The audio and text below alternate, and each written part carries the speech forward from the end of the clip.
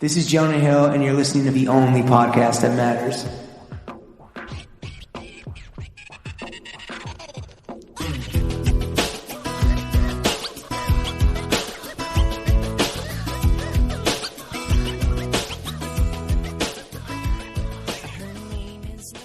Throw Gang, we are joined by His Honor of the Hunting Lodge, he Millie Rock and Eagle Rock, corporate America's new hot it boy, the outdoors overlord, the forest pharaoh. He's called his entire operation untalented tryhards, the Fanute the Coop King. There's no wrong way to copper Reese's, the factory pharaoh. If a tree falls, this motherfucker will do a whole fashion show around it. Founder and creative director of Reese Cooper Inc. Reese Cooper. What's up, buddy? Jesus, that's good. I've been thinking about all week about what that was going to be. Oh, really? You can take it, put it on a tee, sell it, all the money yours, donate it maybe to a good cause. And I definitely see. No, I have full copyright license of everything we talk about. We're terrible with our IP, so if you want to steal anything, I've heard. yeah. When it comes to any legal matters, we are not the guys to fucking ask, but we are the guys to finesse. So beautiful. That's on you. So put it on a tee, update your LinkedIn, update your business card, whatever you need to do, Reese. We're here for you. Thank you for joining us. Eagle Rock. We appreciate you making the time. The first thing that we want to do, though, I feel like I'm pretty sure you're going to be wearing, some Reese Cooper pieces. We want to do a fit check, my friend. The question for you in walking through the audience at home, the totality of your outfit is, do you want to start top down or bottom up? The choice is yours. Probably bottom up. Ooh, probably the correct answer. You are not a police officer. Not LAPD. Yeah. For real. Yeah, that's one thing you don't want to be. What? Just literally describe what I'm wearing. Literally today? Tell us the brand, the make, the sneaks on your feet. Yeah, everything about it. Paint the mental picture for us. What's on the dogs? Right now, it's these black ACG boots. I think they're called the Terra Antarctic. They're like a Gore-Tex boot. It's genuinely the most comfortable shoe I've ever worn. Can you take one off and hold it up for the camera so that we can see? Nice, dude. Thick. Yeah. No, real good. I don't want to overstep here, but I think, no pun intended, I think those are a Nathan Van Hook designed shoe, and that's only notable because Nathan Van Hook just last week left Nike officially, and he's most famously the guy that designed the Air Yeezy 2. Where's he going? He hasn't said. I have no idea. But, is he going to Reese Cooper? Yeah, right. RCI. Yeah, we are doing. We're starting footwear this season. Ooh. Oh, really? That'll be. Is it going to be like outdoorsy and techie, kind of like what you got on the feet right now? Yeah, ACG. It's not as techie, but it's. I'm definitely starting with hiking boots, but everything made in Italy. Yes. We made a boot. Did you see our boot? Yeah, I did. What did you think of those, real quick? They're cool. I like the color blocking. I'm just like the matches your stretchy shirt part. The webbing? The webbing. The webbing. Yeah. I've just never been into like webbing on shoes. It's like Chelsea boot-esque. But Chelsea boots are like trash. We made this boot. We made this boot to bury all Chelsea boots. That's why we did this. So we did the world a service, actually. Right. The Chelsea boot. We appreciate it. To end all Chelsea boot. Brunch will never be the same, ladies and gentlemen. Reese, what kind of socks are you wearing with those ACGs? I was hoping they were my socks, but no, they are Benjamin Edgar socks. Okay. Support the homies, though. Yeah. Always support the homies. Yeah. And then the pants, working our way up. Fall 20, my brand cargo pants in brown. How many pockets are on those bad boys? Yeah. 17, 18? 1, 2, 3, 4, 5, 6, 7, 8, 9. How do you like, you must lose your drugs all the time, or your keys. The keys. Oh, you got the carabiner. Right here. They go right here on the hook. Right. The trademarked hook. Right. Yeah. So you don't lose your keys, but you lose your drugs. 100% every time. Right. Do you have a belt on? Did I see a belt poking out? Yeah, I actually don't know what it is. It's just like some vintage leather belt. Okay. Cool. Save the earth. Ladies and gentlemen, listen, I've seen a lot of belts. That's American Eagle. Okay. I got this. It's Ferragamo. Yeah. Reese is actually wearing a giant Hermes buckle belt right now. Yeah, but like bootleg, like double the size of the H. Yeah. It's the size of a car grill. Yeah, exactly. And then the T. Tee, mine, standard tee. We can talk about the tee. I love my fucking t-shirts. They're yeah. Your graphics slap. Yeah, you're a big graphics guy. Dude, I do all my graphics myself at this point. Really? Yeah. You're a Photoshop whiz. Photoshop, Illustrator. A lot of it's hand done. Really? A lot of it's hand done, whether that's drawing things, cutting it out, scanning, collaging, and then tracing in Illustrator and Photoshop. But yeah, like anytime there's handwritten stuff on things, like that's my handwriting. I do a lot of the drawings and painting. Is this one based on, like, could you let us know the reference? Like what, like, is this based, the one you're wearing right now, the RCI Trading Co. Is that based on like something? Yeah. Specific? It's yeah, you can see the full thing. It's like this old hunting ad from a book that I found in a library. It's like from 1910, but it was like an advertisement for like a breed of hunting dog. But I just picked out the birds and like the moon that was in the background, and then caught just, like, my dog in a magazine. Yeah. You what would this fictional what would this fictional RCI Trading Co. Do business in? We deal in everything. Really? Everything. Importers, exporters. Yeah, no, it's just like the brand being my name. I've never felt comfortable just like slapping my actual name on stuff, even though that technically is the company name and the logo and everything. So like RCI Trading Co. is kind of just a way for me to get like more comfortable doing logo things. Because my problem early on was getting really deep in the storytelling aspect and just making things super fictional. And then if someone wore it, like it all stemmed from like Idris Elba wore this Lone Pine sweater that I did from first season. Mm-hmm. And like, that was huge. He wore it at like a big appearance, and like it made the newspaper in London. Was he DJing in Ibiza? Yeah, same time. But like no one knew what it was or where to get it. And I was like, logos are important. Right, exactly. Were there any other brand names that are on the cutting room floor that didn't make it to print? No, it was just this. It's always been Reese Cooper, and then RCI Trading Co. is kind of like a workaround so that you didn't have your name slapped on people's chests and butts. Yeah, and it's kind of like I just use like RCI as kind of everything. But even like RCI Trading Co. doesn't make sense technically if you spelled it out, because it's just RCI is just Reese Cooper Inc. Right. Well, listen, most fashion doesn't make any fucking sense if you actually spell it out. Yeah. It's all make-believe. Yeah. Which is the point, because none of it fucking matters anyways. It's just clothes. Well, you're so fucking humble. We're happy that you found a workaround, Reese, you know? Yeah. But it's just like the RCI was just kind of created as a way to not just put my own name on things, just out of a comfort level. So you could sleep at night, right? That's yeah. You know, it's just like the sweats have stopped finally. Right. For sure. And it's a little hard to tell on the Zoom quality. Shout out Mother. But your necklace, is that puka shell or is that pearls? What is that? Yeah. That's freshwater pearls. Ooh. What? And can you explain like the significance of the freshwater pearls to myself? A troglodyte? Not a waterman? Yeah. If there is significance, I don't know it. I just think they're pretty. Okay. But are freshwater pearls like more expensive? I would have to believe so. You have to get them out of the fucking river. Where does one acquire a beautiful river freshwater pill? The river. I got it at a store. I got the necklace. I got the necklace in New York. I was there 2 weeks ago, but I got it at a store I work with in New York. And how many of your immature friends have made pearl necklace jokes? Yeah. Surprisingly, none. I think we'll be the first. Is that just like not a Gen Z thing to like roast your homies? That's what I hear. I don't know. I only hang out with like 3 or 4 people in LA. That's like we're all dressed like fucking idiots to anyone else. So it's like, what are we gonna do? Like, damn. Okay. All right. And lest we forget the panties. What panties are you working with today? I'm so glad they're not Supreme boxers. Just regular Hanes. Okay. Are you a boxer briefs guy? Yes. Okay.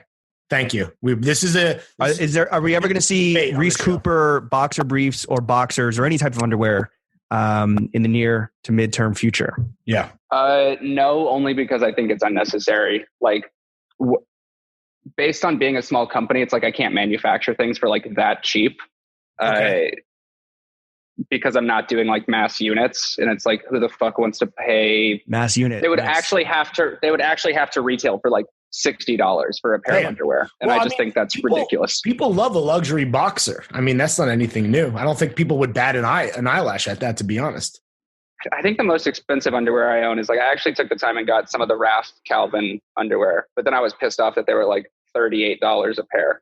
Okay. So I only got 3. So you empathize with the consumer, so you're not trying to put out Body by Reese Cooper. Yeah. Not anytime soon.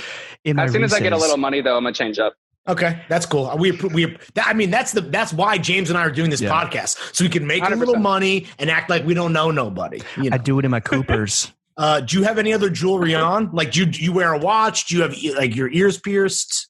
Anything? No ears pierced. I don't wear a watch. I have another necklace on. It's just a Tiffany & Co. dog tag. It has my mom got this for me for Christmas 3 years ago. It's not going to come up on the Zoom quality, but it has the the coordinates that I used as a graphic from the Lone Pine collection, my first season showing in Paris, engraved on it. So that was a little Christmas. What are the significance of those coordinates? Besides the fact that you used it, but what are they coordinates for?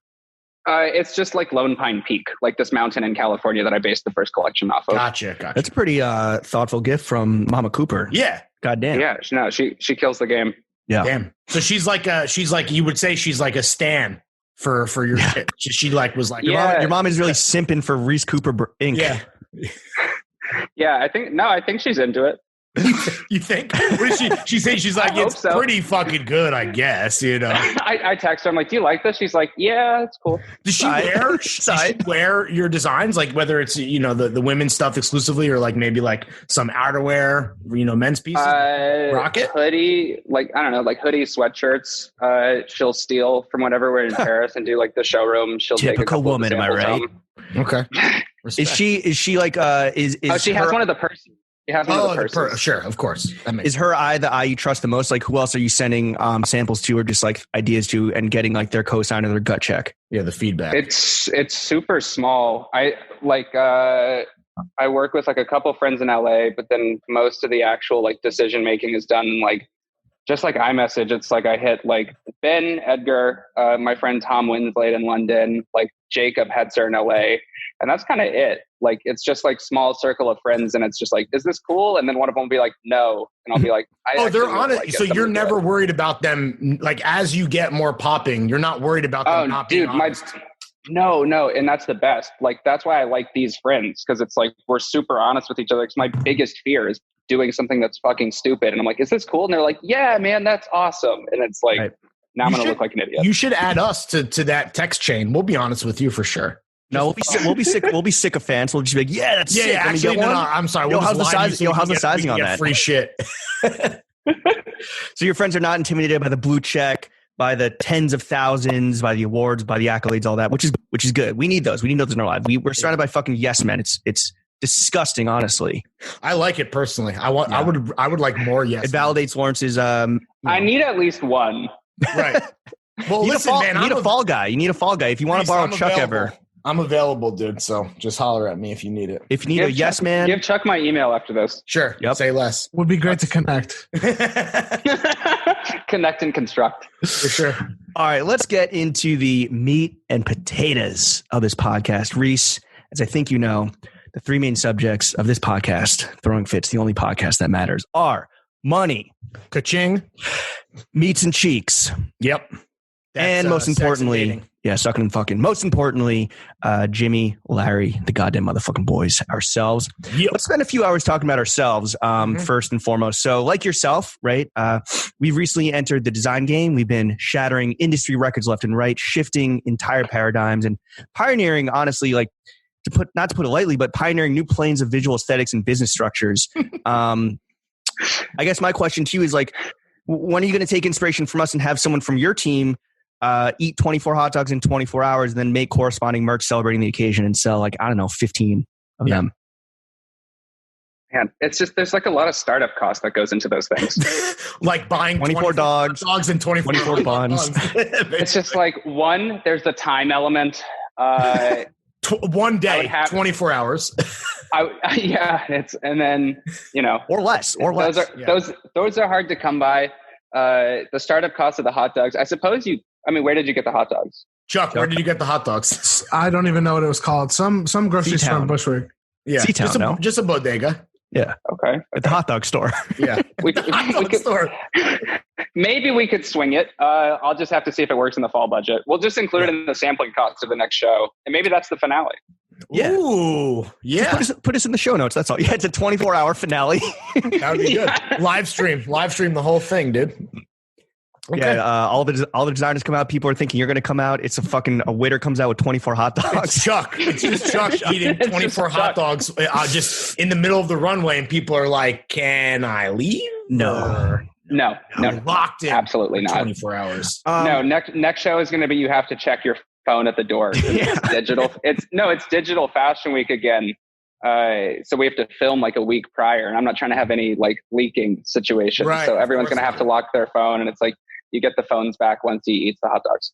That's fair. I like that. That's a fair trade, and no one will be mad at that arrangement whatsoever. Yeah.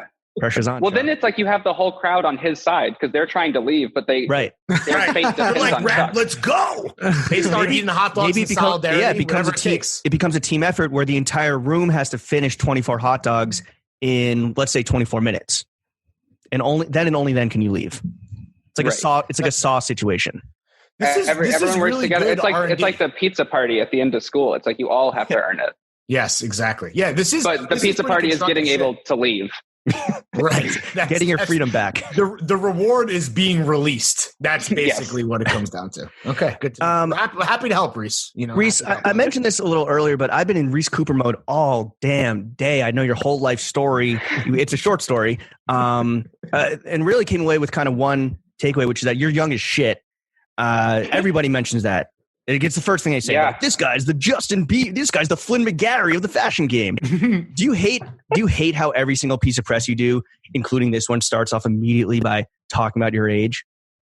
I used to get annoyed by it just because I was like, when I started doing this shit, I was like 18, 19. And I was in that mentality of like, no, I'm a grown up. Like, fuck you guys. I can play at this level. And then it's like... So I love you throwing a temper tantrum to prove how mature and old you are. I could go to war. I could get drafted. It didn't mesh. Yeah. So now I'm like, I don't know. Have you embraced it? Yes and no. I've embraced it in the sense of like, I've realized there's a lot of shit I can still get away with. like eating hot dogs on the runway, for example. Exactly. Like everyone's just gonna look at that and be like, "Oh, like I get it." Is that a TikTok trend or something? Yeah, exactly. Yeah. That's what's hot with the Zoomers. Fuck it, sure. Yeah, but is that what Bryce Hall's doing? I go back and forth between like one, it's not important considering like I have been doing this for like 6 years at this point, so I don't feel super like new and young at it. But there's a lot of days where I'm like, holy shit, I'm over in my head. I really should be failing college right now. Well, I do think coming from being experienced media men, once myself, like they're always looking for an angle or a story, and like, you got to get those clicks. Yeah, exactly. Sure. And like that, by calling you the Flynn McGarry of the design game. But as you put more and more successful seasons on your belt, and like put more product out in the world, then like that's the story, right? So it's really just like force of circumstance, the fact that everyone's so focused on the age thing. Is it still a thing though? Is it still something that is coming up? Because like it's going to come up, but it's got to have waned over the years, right? At this point, yeah, it's definitely slowed down. I've done, I think it's 4 collections now that are like on the Vogue runway app, and like this season was the first review that like didn't mention it. Wow. Can I give you a piece of advice? Congrats. Never age. Yeah. Don't grow No, it's something old. I've been working on. Yeah, stay young forever. My back hurts right now. Yeah. Dude, my fucking back hurts. I moved into my hairline is trash. I moved into a new apartment in August, and I was like, cool, August is a calm month. Nice. I've got all the free time in the world. I'll like make it nice considering I used to be I'm in downtown. I live what's your address? I live like what's your address? Yeah. No, I live like 3 blocks from my office.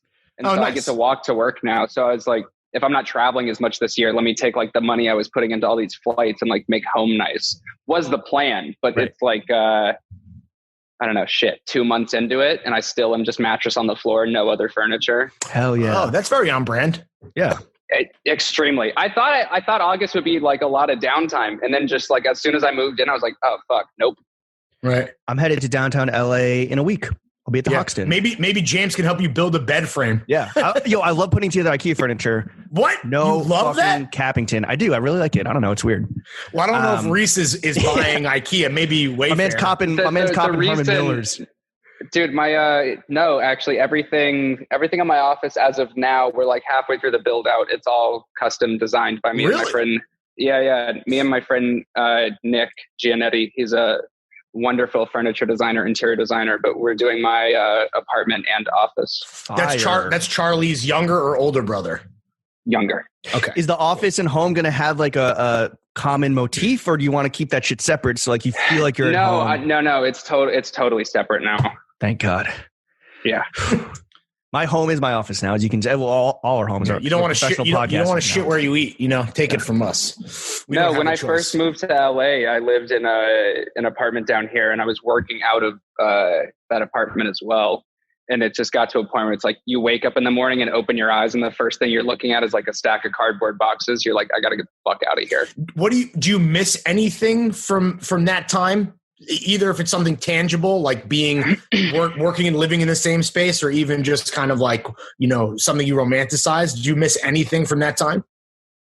No, only because I tried not to be nostalgic as much as possible. By design, like on purpose. Yeah. I mean, it's only looking forward. Is that because you're afraid of dropping the ball on all the things you still have yet to accomplish, or what's the thinking there?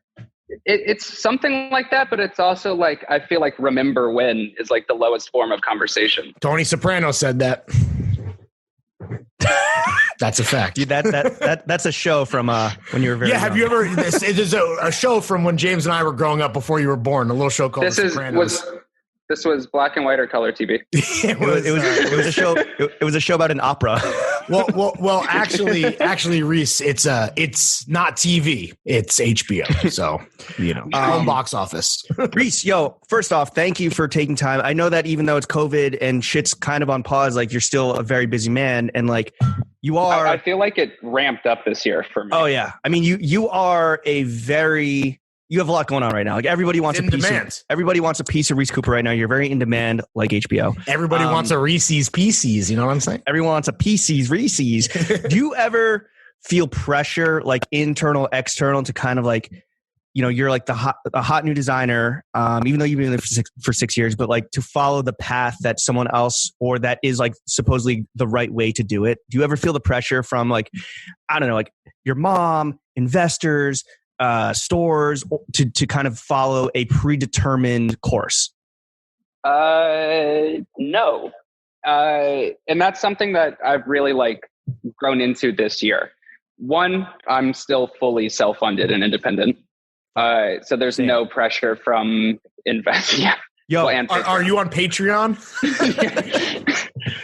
How freeing is that? Because I'm sure you have friends that aren't lucky enough to have the situation where, and we do too. And it's just we answer to nobody except for the customers, which is amazing, right? Because you can kind of do whatever I go back and forth on it. It's yes, I can do whatever I want, but I can't do everything I want. Can't make underwear.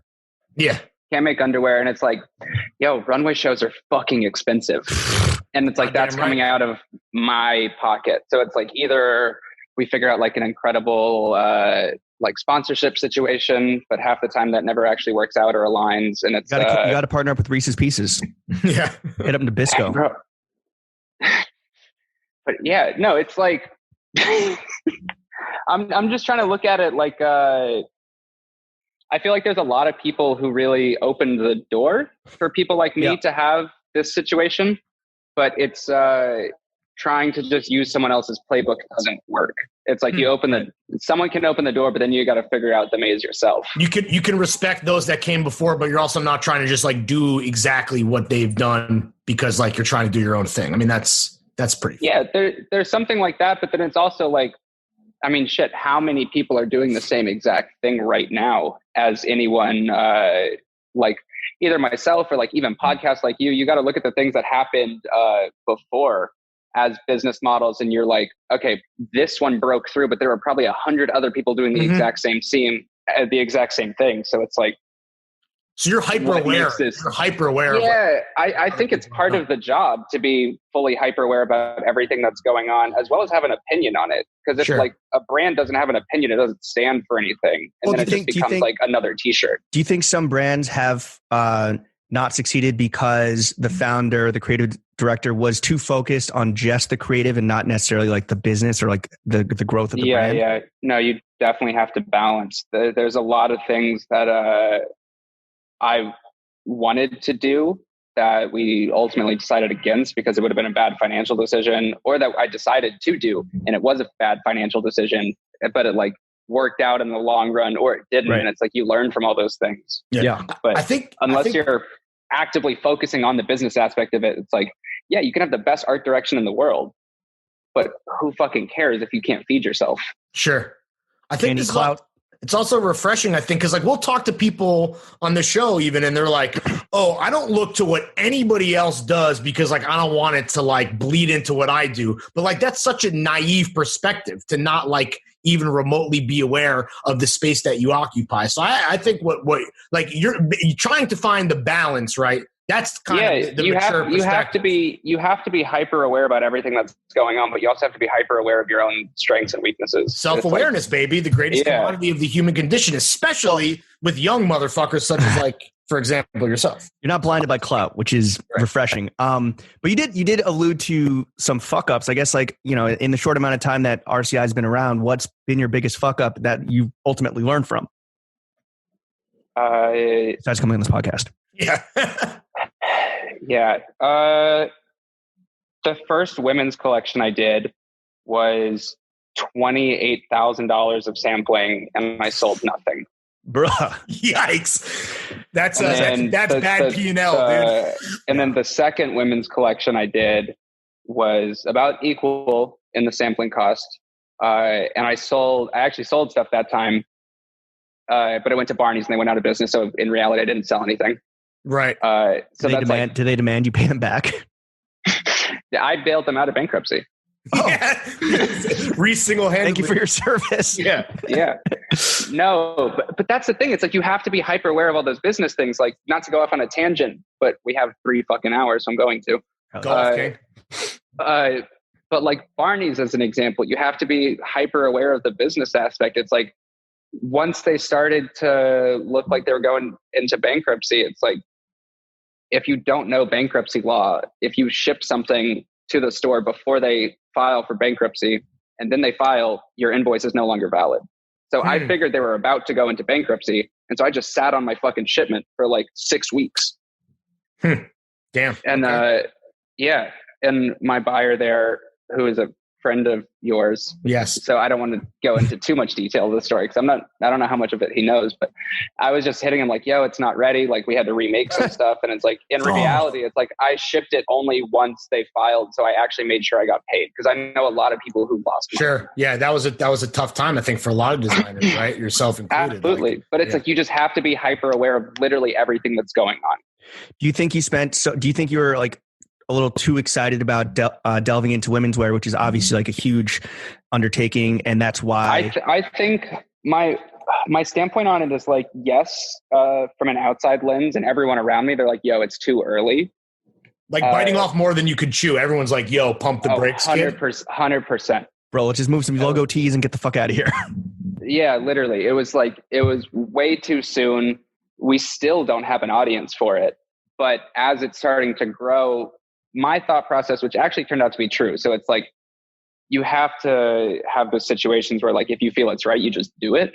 And that's why it's nice being independent, is the way store buyers work for menswear. It's like, guys can wear shit. It's easy. You're like, oh, that's cool. I'll wear it. Whereas like women's wear, what I've learned is like stores will come into your showroom appointment and be like, this is amazing. This is the best shit I ever seen. We'll be back next season to see if you can do it again. Yeah. What have you They're done? Not willing to buy into anything new. So it's like, technically your first women's season is your third one. Is that because they're more conservative, like they don't have to take risks and they're more conservative, or they don't have to take risks because there's just so much good shit out there? I think it's both, but I also think it's more just like an old school market where they just want to make sure, like, right. I mean, they know their fucking customers. So it's like, they just want to make sure, like, because the worst thing you could do, I guess, from my perspective, looking at it from their shoes, is bet on something and it goes really well. And then one, the shipment is late. And then two, they can't do another season. And it's like, then you look like bad at work. So it's like, you just got to make sure like the people you're working with can handle their shit. So it's like starting women's is always, from a menswear brand, is always something really challenging. And like, as we've seen when a lot of people try it. And so stores and buyers like, no, like, let's just wait and make sure he's got it under control. How do you balance your direct to consumer business, which like seemingly is like booming and growing by the day, with like this desire to go the wholesale route and kind of like do the old school thing? How do you make, because so many people just skip that now, people in your position. Well, I did it backwards. I was doing wholesale for 2 seasons before I even had a web store. Really? By design or just like random? Like how did that walk us through? By design, just because my interest is in high quality stuff, which in turn leads it to a very high price point. Sure. It's very hard to buy a $600 jacket, even if it's worth $600, from a brand you've never heard of, from a website that's still a little janky. Right. You just don't know if it's going to come. But if it's in the right door next to the right other brands. Mm-hmm. Yeah. Yeah. And so it's like, I did the wholesale route first, just because even if, like even now, my direct consumer business, it's like those units that we make for it, it's like, I'll probably only have like 10 of something at most. But to be able to make it, I have to make like 50 of it. And so those 40 units, like you make up in wholesale.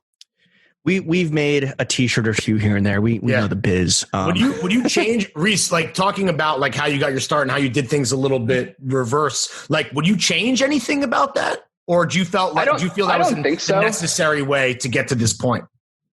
I think it was definitely the necessary way to do it, only because there's no way I'd be able to make the stuff that I want to make if I had started direct to consumer. Because I always think it's really hard for brands to start with like the blanks with a screen print and then move on to a higher level and then keep moving on. It's like you kind of just got to plant your foot from the start and like really have a strong stance on it. And so I think doing that from the start helped. And you needed those large wholesale orders to fund these crazy textiles and like next level. Yeah, but it's even like, say you see a brand on Instagram and you're like, that's cool. It has like 3,000 followers. I guess it's like interesting. But then you see it on Essence and you're like, oh, okay. Like, I feel like a store like Essence is almost like that real life verification mark. It's like, okay, now I trust the product. Yeah. The model's taking a shit in my fleece. Very cool. Yeah. Oh man, look at how badly my shit is styled. It must be it's super must be avant-garde and very cool. But is that the idea of younger designers being not beholden, but like needing that the establishment, even if it's like a cool retailer like Essence, to give them that verification? Don't you think that like that's the opposite of the way that the industry is going? I mean, it's not. I think that's the total. I think it's the total opposite of how it's going. But I also think there's value. Sure. And I think that one of the main pillars is like how my company is like at the point where it is now is because I'm able to balance like my respect for like the traditional model and like, yes, I'll play the game in certain areas. And then once you like get in a little bit, then you can start breaking off. Cause if you're anti-establishment from the start, you're just pissing off old people for the sake of pissing off old people. And it's like, sometimes you need them. Sure. Sometimes those old people are useful right before they fuck. Exactly. And then they got podcasts. Yeah, right. Those dinosaurs got shit done before they got extinct, you know? Hey, dinosaurs buy kicks too. Yeah. We've easily potted thousands of times, and yes, we're gonna die tomorrow, but like ultimately we planted our foot down quite firmly ourselves. What does sell the best for you, like typically? Let's talk about menswear first, since we're just dudes talking menswear. Mm-hmm. Just dudes talking about clothes on the internet. Hell yeah, baby. R.I.P. Fourpins.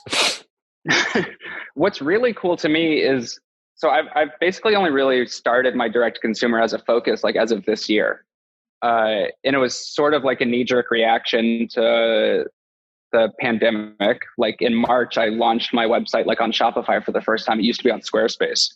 And so now it's like I'm actually focusing on direct consumer. I have someone who works with me in the office now who like manages the web store and like emails and things like that. It's like my first time having like an actual structure. for direct to consumer.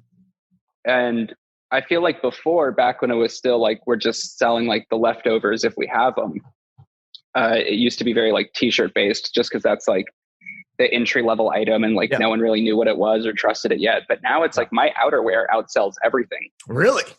Yeah. I sell more jackets than t-shirts. I don't know. Outerwear fucking rules. Damn, that's a fucking flex. Not even more jackets and tees. Damn, bro. I'm trying to get on that wave.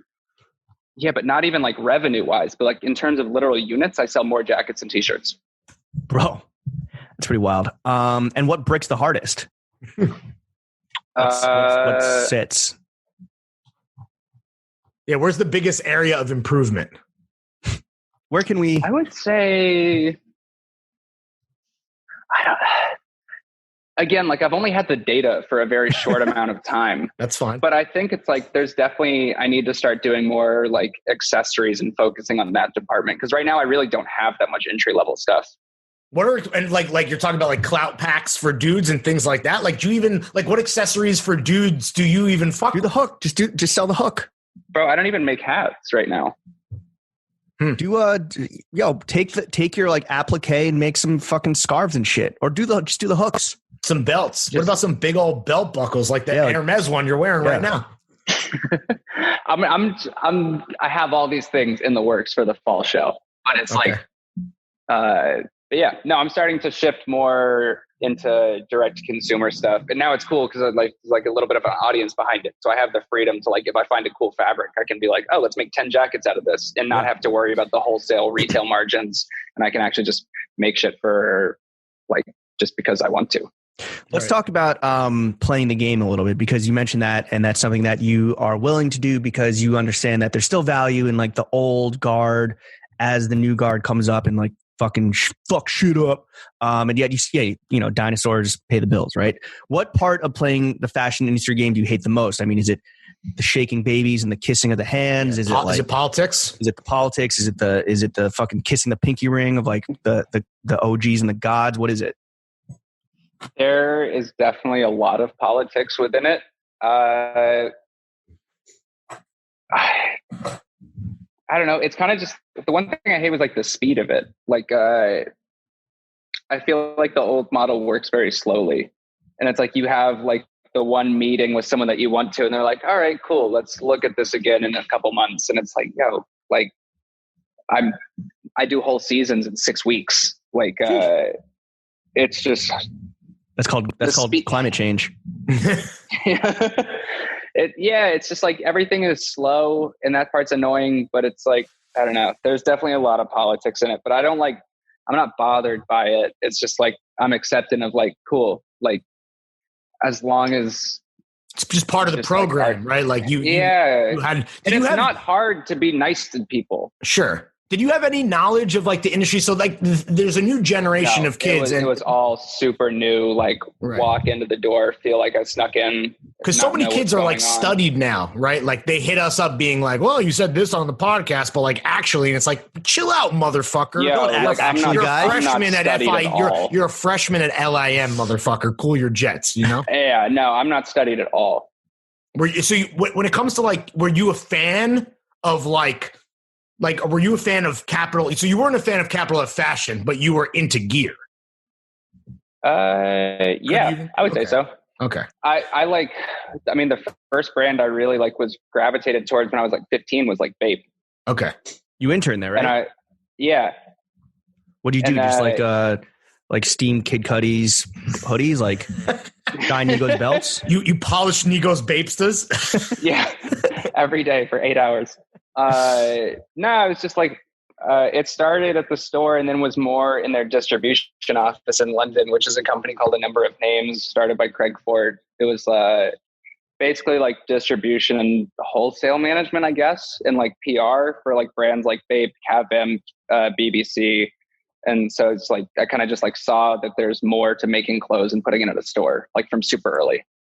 Is Bape your GOAT brand? And like, who are your favorite brands of all time? All time, not currently. We'll get into that later.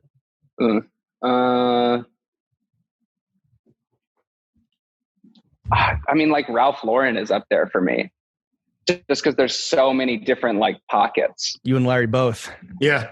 Is that when you look at Ralph and the expanse of the universe that they've built over many years, is that something that like you aspire to with your own shit?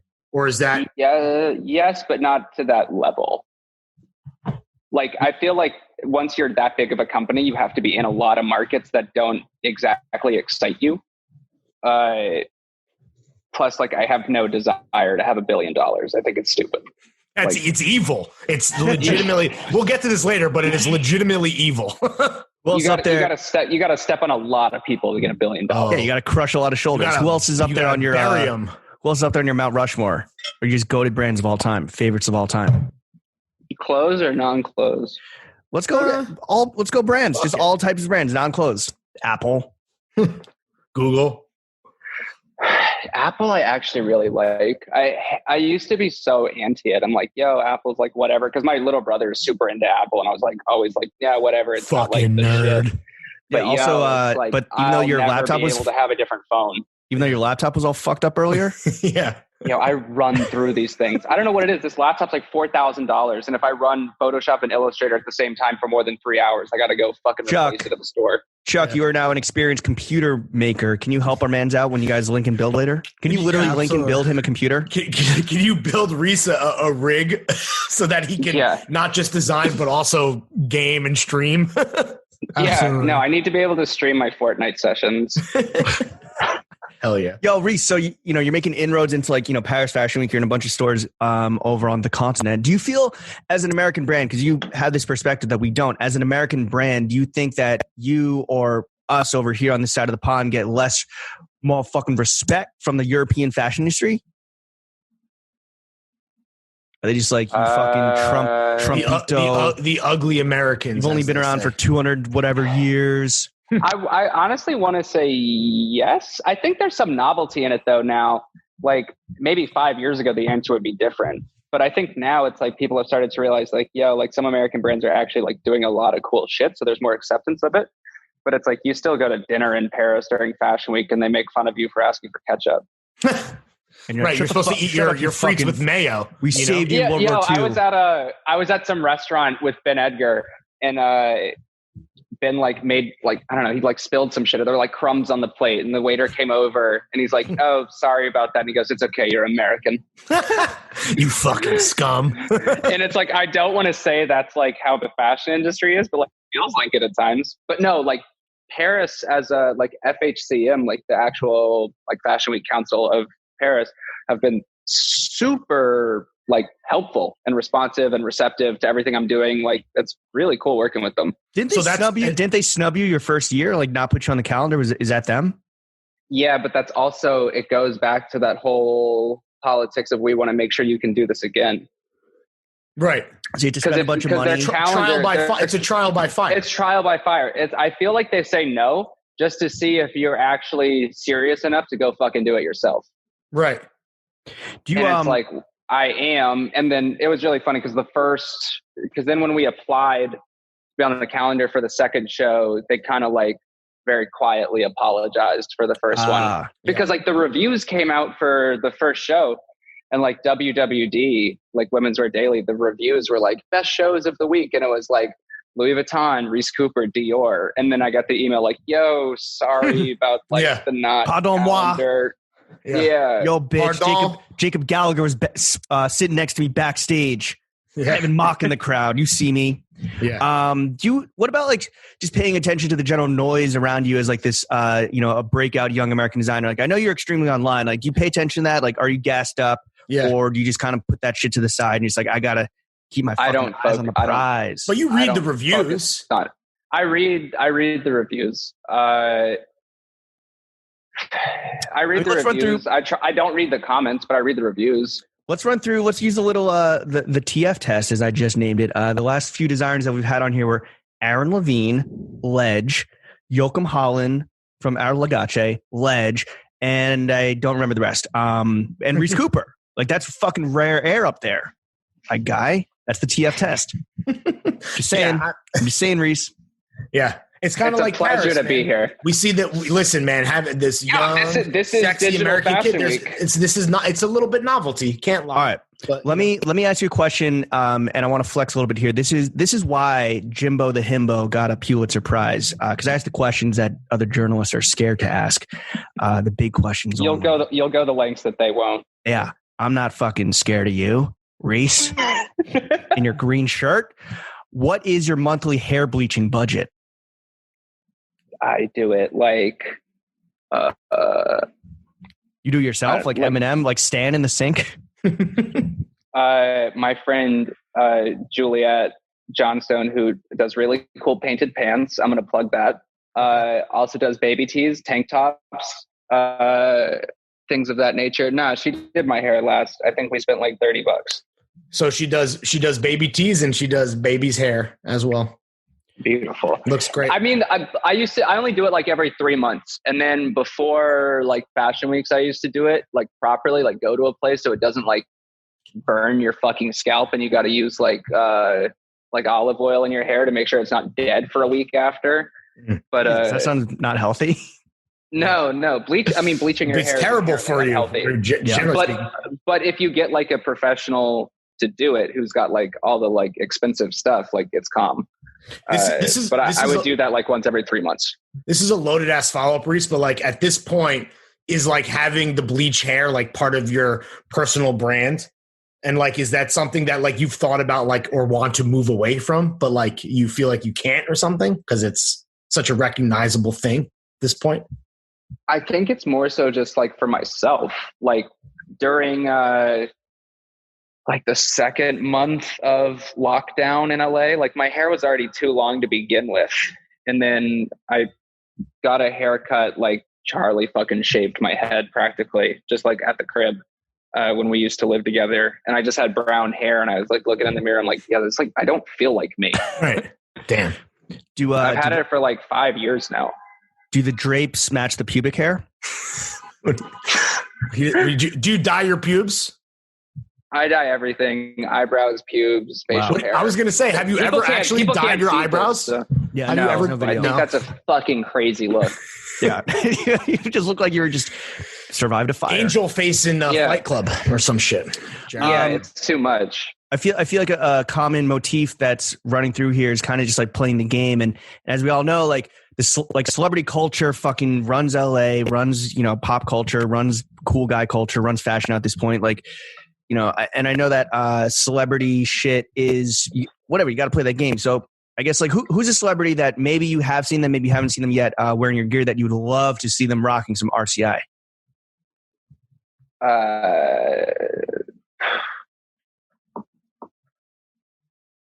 Like, I don't know. There's a lot of musicians that I like that actually wear stuff now, and it's always cool because I don't do a lot of seating.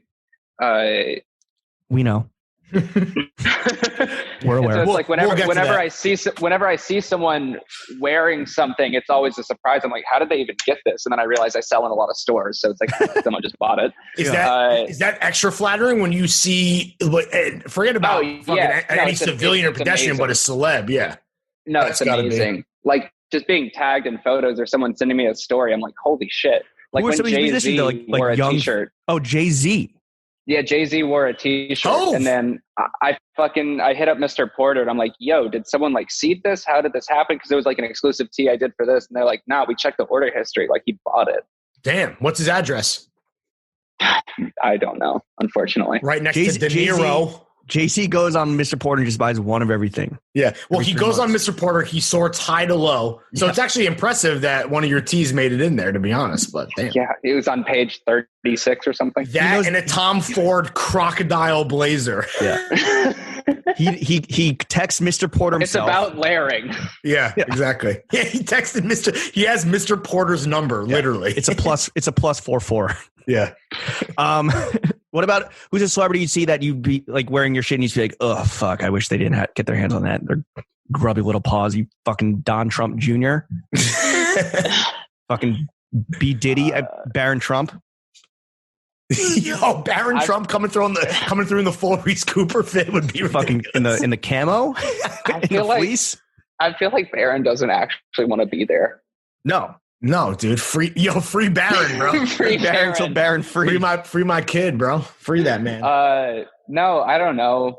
There's definitely people that I would love to like avoid, but it's like you kind of have to get over that. Once you sell in stores, you have no control. Anyone can go into Saks or Barney's and buy anything. It's a free country. When you're talking about getting tagged on IG and like how flattering that is, like, and you don't need to, obviously, not that you would even name names on these fucking civilians, but like, you ever see a kid rocking the shit and you're like, damn, you look like shit, dog.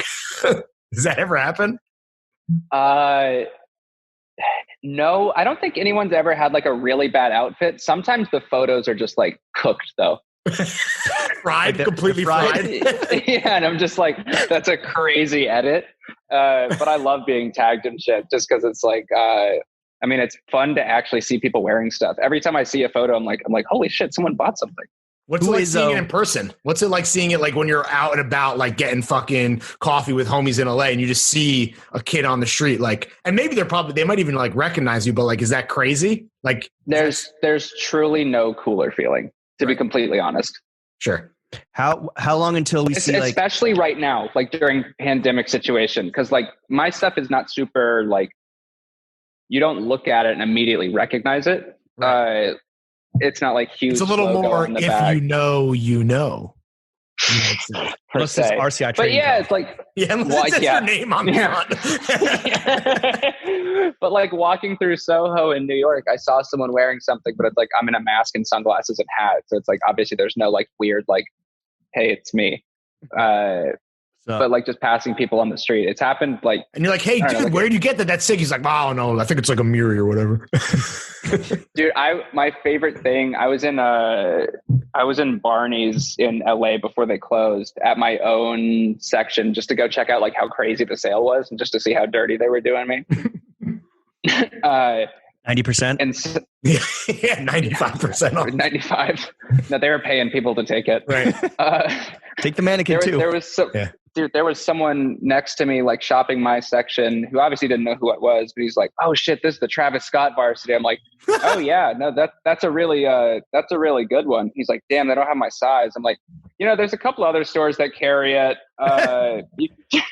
Just like ReeseCooper.com. Yeah. I was like, no, he's got like a great e-com site now. Scan this QR code. It's great. No, that's happened to me. Let me give you his Venmo. Like someone wearing something and they don't like know it's me, which is always really funny because I'm just like, oh, that's cool. Like thinking it'll strike a conversation. Like if it's like a situation where you're like in an elevator with someone and like you kind of just like feel the need to say something because then you're that guy who didn't say something. Yeah. Right. And they're like, yeah, I got it on Grail. The guy's just trying to get rid of it. Yeah, it's either that or someone's just like, oh, cool, thanks. I'm just like, all right, cool. Who is, all right, whatever. Who is on the Reese Cooper seating list?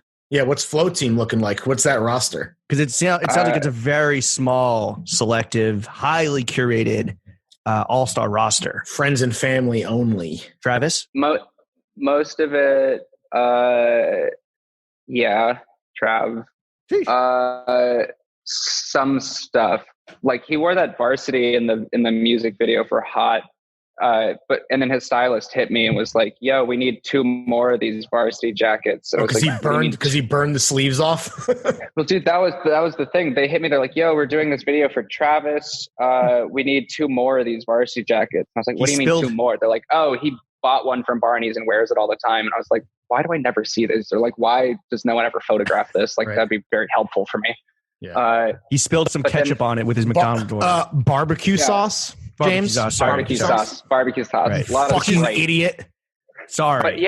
But then they hit me with let me get 2 more, and I gave them the varsities, and then we get a 2-pack. I'm like, what? Why do you need 3 of them? What's the video? They're like, oh, it's like on this football field. There's like a marching band. I'm like, oh, so it's like multiple people wearing it at the same time. Why do you need 3? They're like, no, it's just like better to have backups, and like would not tell me what it was. Yeah, and then I watched the video and I'm like, oh no, that's literally on fire. Yeah. Normally fashion brands are burning their own shit that doesn't sell. This is like a different type. I was going to say, I mean, another market. Nice. They did it for me. Another market success besides celebrities wearing your shit is like, have you gotten ripped off by like fast fashion yet? Yeah, for sure. Damn.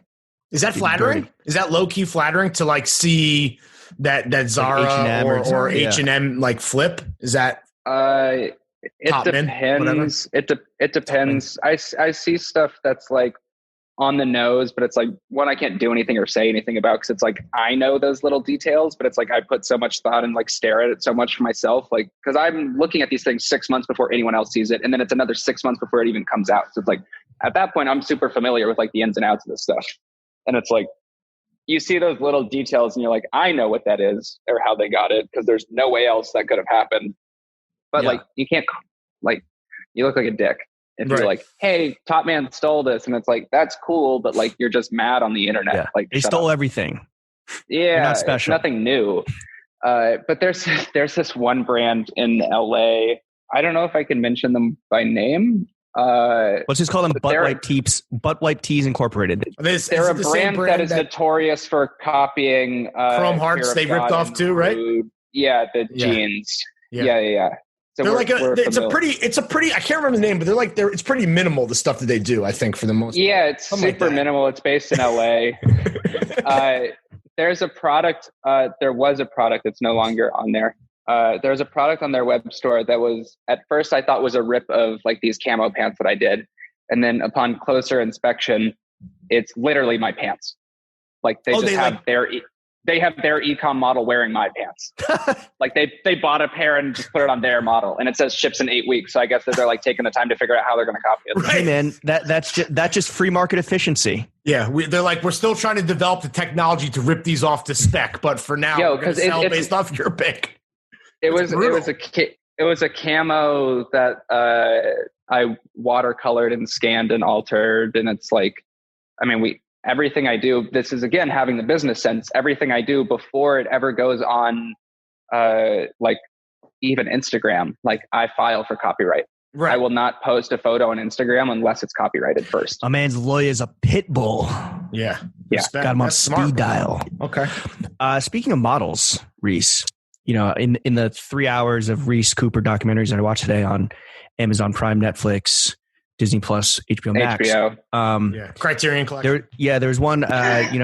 You were doing your Paris show, your men's show in Paris, and the big dramatic moment was as the models were lined up and like being sent out, and like go. Some model who was fucking obviously just off the shits started barfing and almost ruined the entire thing. So my question is, how bad was his hangover, and how badly do you want to fight him? Okay, so one, he actually wasn't like fucked up. Was it COVID? He just like forgot to eat. See, patient zero? Like he just like forgot to eat for like those 2 models days. Always forgetting to eat, Yo, like literally. But that's that industry pressure, dog. I couldn't like be mad because like their name is Angel. It's a homie. Angel Diaz? Yeah. Angel actually did, I don't know if you guys saw it, but the Kalina Strada runway show, like the crazy video. Yeah. Angel did all the music for it. Okay. But so that model did all the music. So he's not just a wayfish twink. He's also an extremely talented composer. Double threat.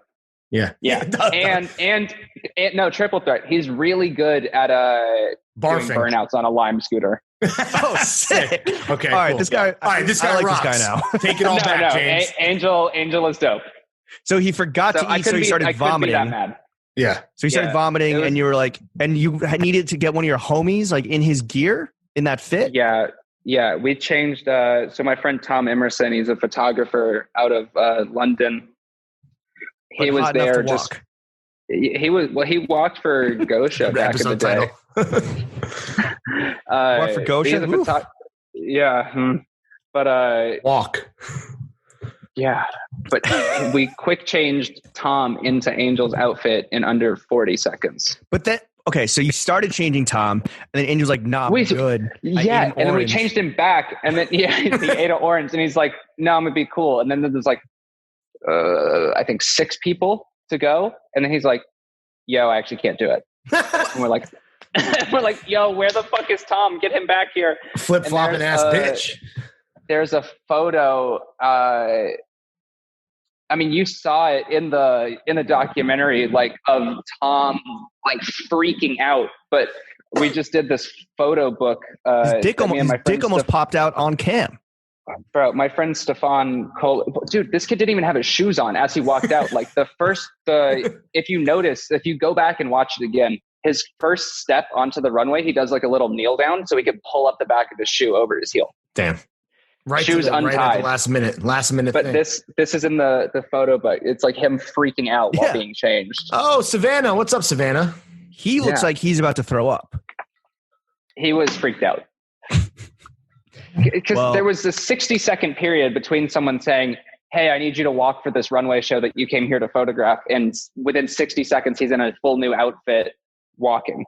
No, this guy's a pro. I mean, but again, he's a superstar. What you need Chuck there with a fucking silver platter full of glizzies. And if you need to, you throw them out early so that then Tom has like 24 hours to change into the fit. I'm trying to wear 3 varsity jackets at the same time with flaming arms. or we use the hot dogs to just make sure the models have eaten. Yeah, exactly. Is that the most stressful? I mean, obviously in the doc, not that it's played up, but like, I've seen what James is talking about. It is extremely stressful on some uncut gem shit, but is that pound for pound like that most stressful professional moment of your career?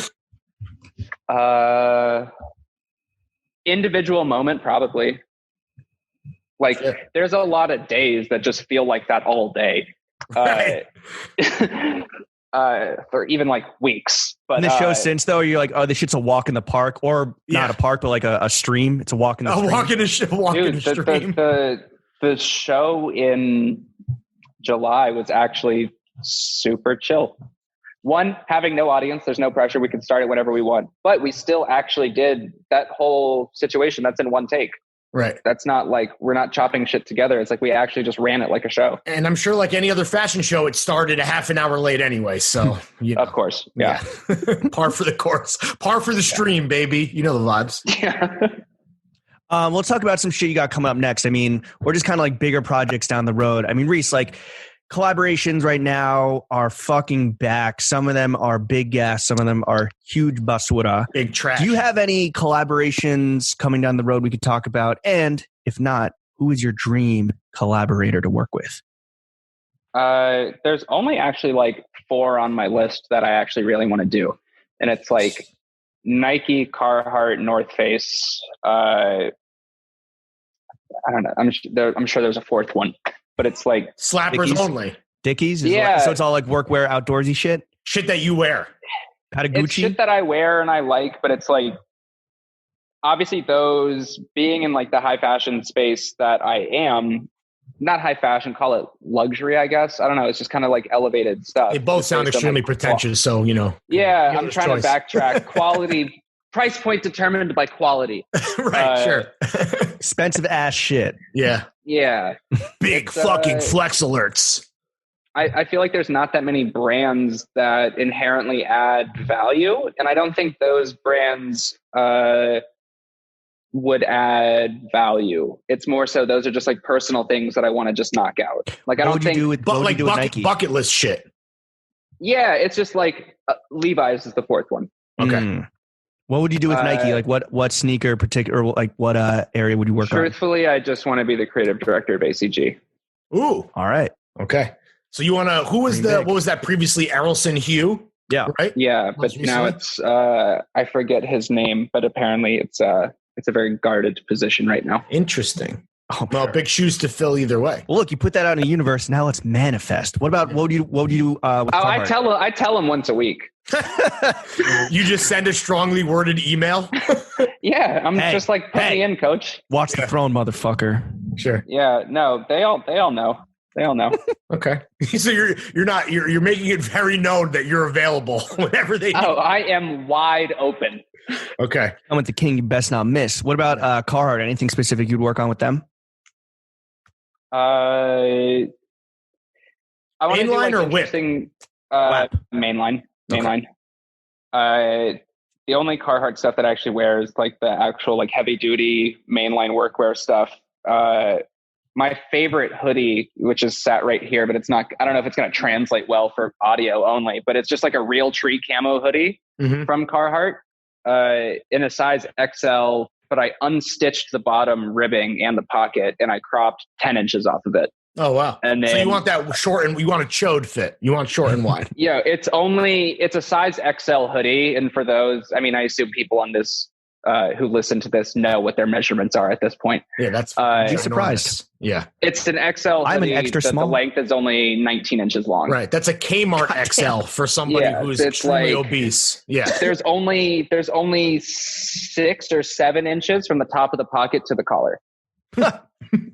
So I just kept the pocket like as big as possible, and like it's like at your titties right here. Yeah, your titties. It's like you can go like up here with it. I feel like it's you're known for that silhouette, even with your own stuff. I think that the most people that are familiar with your work, I think at least where my mind goes is like the fleece. You love that kind of like I love the crop. I love the crop. What is that? What is about that aesthetic? Is that how you everything should hit at the waistline?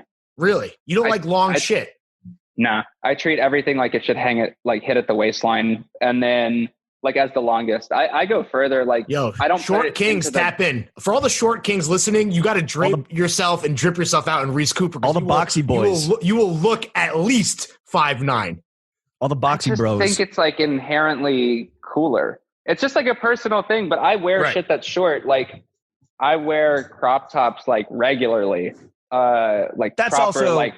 That's also some. But I don't want to put that in. But I don't put that into the brand here in New York. Like that's a hard thing to jump into. Yeah, and here in New York, we need to cover our penises when it's cold out for like an extra like wind guard and layer. Yeah, warmth. Yeah, it gets cold there, but you still have like if I'm in New York in the winter, it's like the down jacket is like unzipped and there's like 2 inches of stomach exposed. Damn, my boy's chilly. That's aggressive, dude. No, you're a tweaker, right? You love to tweak your own shit. You love to obviously you're a tweaker. My man's tweaking. I'm tweaking, man. My man's tweaking. I want to talk about the RCI DIY project that you kicked off during COVID, where basically this is genius. You took garbage, you took scraps, and you sold them to people with instructions. It's not garbage. It's very nice fabrics. Yes. Let's not get it twisted. But it's waste with instructions on how to make Johns. Yes. Right. And it's like people fucking loved it. Right. What was did the response surprise you? The response was the most surprising thing that's ever happened to me. Really? Truthfully. 100%. It was, I made, originally we had like 20 of them like packaged ready to go, but I'm like, I hope this wasn't a waste of a couple weeks preparing this, but like this was the start of quarantine. I'm like, I need something to fucking do. Right. And so it took actually about a solid 4 weeks to prepare, like getting all, like filming the whole process, handwriting all the instructions, getting the books made, ordering rulers, finding a way to like implement, like how to get people snaps, finding a company that did prepackaged snaps and all these things. We had like 20 of them available. And those sold out within, I think, 9 seconds. Wow. Okay. And that was like the first thing I had ever done on my Shopify. So I, in turn, just looked at what fabrics I could get dead stock, just like in the neighborhood. Because a lot of those fabrics, like they all started out as waste fabric from canceled orders. And then I was like, okay, what more can I pull from?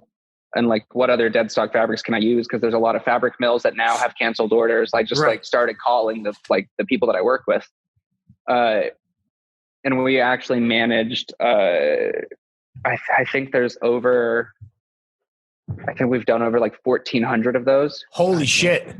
Yeah. And like 1,000 of them, we sold 1,000 of them in the first 3 days.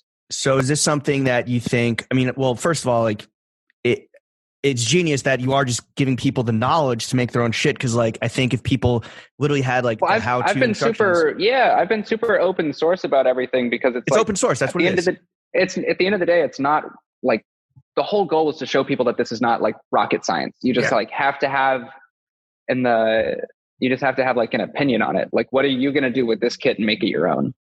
Sure. Do you see the DIY the RCI DIY like expanding even it's one of my main focuses. Like it could be like a full range of offerings like pants and shirting and whatever. I'm almost done with the pants. I'm just trying to figure out, like, it gets really complicated once you start sewing a zipper.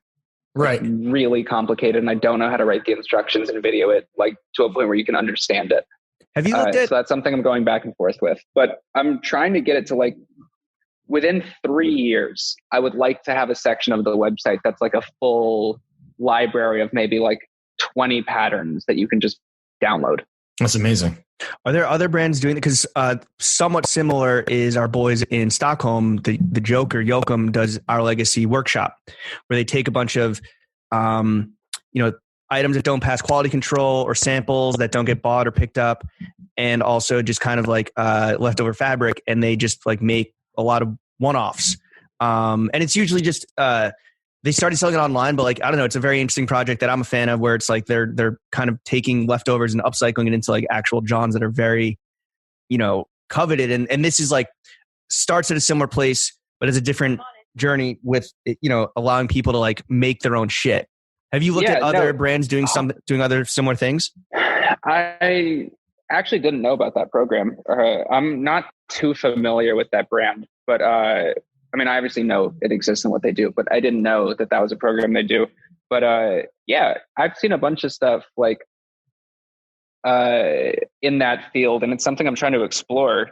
Just because now, having like the new office, starting to build a team, I'm trying to create avenues where I can actually do those fun projects. Because some of my favorite stuff that I miss being able to do from like the very early days was like make one-offs and like do stuff out of vintage things. Because it's like you can't do that unless you're only making 2 of them. And it's like I don't have the scope to actually make just 2 things right now.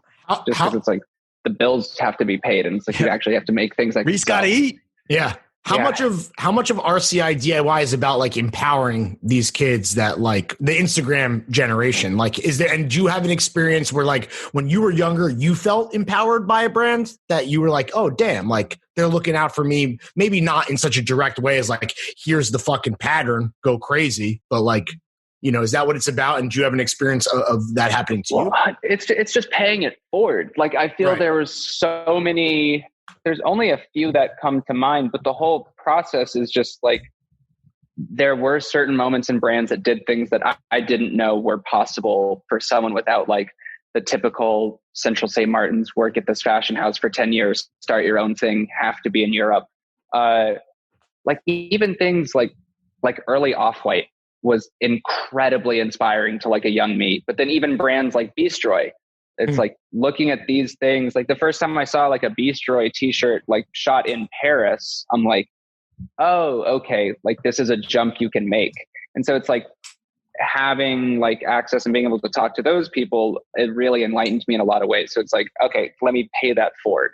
Because I'm sure there's someone who is looking at what I do or hasn't discovered it yet, but who's going to in turn, like, pick and choose the things that inspire them and come out and do like the next crazy thing that overshadows like everything that's happening now. There's no competition. It's like my shit's gonna look like my shit. Your shit's gonna look like your shit. No matter what we do, even if we're in the same fabric mill working off the same pattern, it's gonna look and feel different. It's just how it goes. Right. So I'm not worried about competition in that sense. It's like if I can help you start your shit, go crazy. Like I even put up the whole thing with like how to do a store order form, how to handle a line sheet, how to handle appointments, like how to work your Google backend. Like that's all available on my website. Reese Cooper University, dude, RCU. RCI DIY is like fully, I'm just trying to ramp it into something that like, if you are serious about trying to get into it, like you can do it. I mean, that's a pretty very fire sounding project, and obviously only kind of came about because of like the larger circumstances of COVID and lockdown and, seismic shifts in supply chains and economic structure, business structure and everything. How else has COVID shifted the brand's priorities? And then also kind of like, I think what's really interesting in talking to you is the more general insights that you're able to extrapolate from your personal experiences across the industry. Like, what do you think we'll see from retail and brands coming out of, entering the post-COVID world, which hopefully is happening somewhat soon? Unlikely. I think everything in 2025. Yeah. My hope is at least that people get a little more insightful with what they're putting out. I don't think there needs to be so many brands just for the sake of having a brand. It's like if you're going to do something and stand for something and people relate to it, cool, do your thing. If you want to start a brand to put your logo on it and try to catch a check because you see other people making some money off of it right now, it's not for you. And so hopefully people start looking at it like, I hate to go like corny, like it's deeper than clothes. Like at the end of the day, it is just clothes, but like unless they stand for something, then there's no point of it. So I'm hoping more brands take like stances on things. Like my whole project for the next year is we're trying to start like an actual grant program for California forests, like regrowing and replanting, just trying to get like a lot more like climate involved and working on those projects. Cause it's like, I now have a platform. It feels fucking stupid to not use it. You got to put Greta on Flow Team. I'm hoping more people start thinking like this, just because it's like we have the opportunity that all the resources are in front of you. So you're shifting more towards like larger, not even political, but like actual like issues. Yeah, I mean, I've always been looking at that sort of thing. Like, I don't even know how many people who were following me back then follow me now, or vice versa. It's like one of the first things I put out before I even started making clothes, when I was more focusing on graphic design, was like a hoodie that I did for like Flint, Michigan in like 2015, 16. Yeah, and it's like, I remember that. Yeah. That was admirable as fuck, man. Yeah. I was 18 and we managed to raise $20,000 for this charity, Kids in Flint Foundation. And it's like, looking at that, it's like, cool. I was 18 and managed to raise $20,000. Now I have a company that like does real things. Imagine what we can do if we actually start like cranking things like for a specific cause. Yeah. The intent is as important as like the final product that's actually 100%. Sold. Yeah. You know, I've mentioned the 29 hours of Reese Cooper documentaries that I've watched today. And I think that another common through line that I saw was just like, and just in talking to you, is like how fucking busy and sleep deprived you are. Like, I don't even know if you have free time or any time off, but like, what do you do when you have free time? Is it living that Gorp lifestyle and fucking crunching granola at Lone Pine Peak or whatever? Honestly, my free time, I just like try to relax and be a normal person at this point. Just this year has been such a fucking like emotional spiral from like, oh cool, I'm going bankrupt, to wait, I'm not going bankrupt. Oh shit, I got to do a fashion show win. And like, oh wait, we got to do another one now. And it's like, shit's gone well this year, very luckily and thankfully. But now it's like, there's like so much pressure from all sides. So it's like when I do have free time, I'm trying to make sure I actually like utilize it. So it's kind of just like relaxing. I'll go for, I bought a bike. Nice. Very cool. Just like a little BMX bike and I just like whip around the neighborhood. What, like do you have hobbies? Like, is your self-care just like that kind of shit? Like being active, whipping around on the bike, or like, do you have hobbies that you're trying to indulge in? Like, I don't have like specific hobbies. I feel like if there is a hobby, I figure I can incorporate it into this company somehow. Right. Like I got into like painting and dyeing stuff. So it's like next season, a lot of the t-shirts are like the graphics, instead of using screen printing, we're like doing a layer of dye with paintbrushes. Sick. It's like working on those things. It's like, oh, I find this cool. All right, how do we use this for the company? And then, so other than that, it's like, I like to hike. So the free time is really about like decompressing. Decompressing, just being outside, and also just like not taking shit seriously. I like just like fucking around. Like me and Jacob, he lives like 3 blocks from me. Like if we both have collective free time, we'll just like fucking whip on Lime scooters. Like it's not like, we don't try to take anything too seriously. Right. It's like at the end of the day, it's a very cool situation where it's like, I'm 22, he's 23. We live in LA and actually get to do what we want to do. So it's like, at that point, like you kind of got to decompress and be like, life's cool. Let's just fucking enjoy it first. That is the one thing that LA has over New York, besides a bunch of basketball championships, is Lime scooters. They're so fucking fun. They're so fucking fun. Paris is the best city for it, 100%. I think all the European cities are great because it's like the perfect size. Like they're not too big, not too small. Yeah. Good way to see them. They're fucking scary downtown with all the cars, but sure. Paris is a different level though. It's like like Paris traffic, like for those unfamiliar, it takes 2 hours to go 3 miles sometimes. So it's like, if you're on a fucking scooter, you're just like whipping through like roundabouts and traffic and shit. You feel like you're going to die, but it's fun as fuck. And then you burn out with your barfing model friend. Yeah, exactly. What people don't know, if you hold the gas and kick it up, instead of actually like rolling, the wheel thinks it's moving, so it keeps spinning, and then you can actually like write shit with the burnout. Pro tip. Thanks. That's the kind of my unusable friend, recon that Throwing Fits has become known for. Bogey, my friend Bogey, the photographer at Chill Days, he taught me that in Paris. He's like, "You've got to see this." Damn, dude. Yo, each one teach one, bro. Revolution. The revolution will not be blind. Pass it down. Ban all cars. All right, Reese. So we got 18 million listeners at home right now. You have, a fan base as well. And you're very much about, it's very much each one teach one, right? The whole DIY project is very cool, and you're trying to inspire and empower the next generation of people that are going to unseat you when you're running ACG. You're going to have a little motherfucker come up to Beaverton and take the throne from you. So my question for you, head off, please. Exactly. I'm tired. We also beg for murder. We also beg to be murdered on this podcast quite frequently. For anyone that's listening that is looking to start their own independent brand that incorporates their own personal hobbies and personality into the brand DNA, what's the first piece of foundational advice you give them if they're looking to launch their own shit? Know what you're trying to say. Like, have a stance, have an opinion, look at something and figure out what you would do differently and why.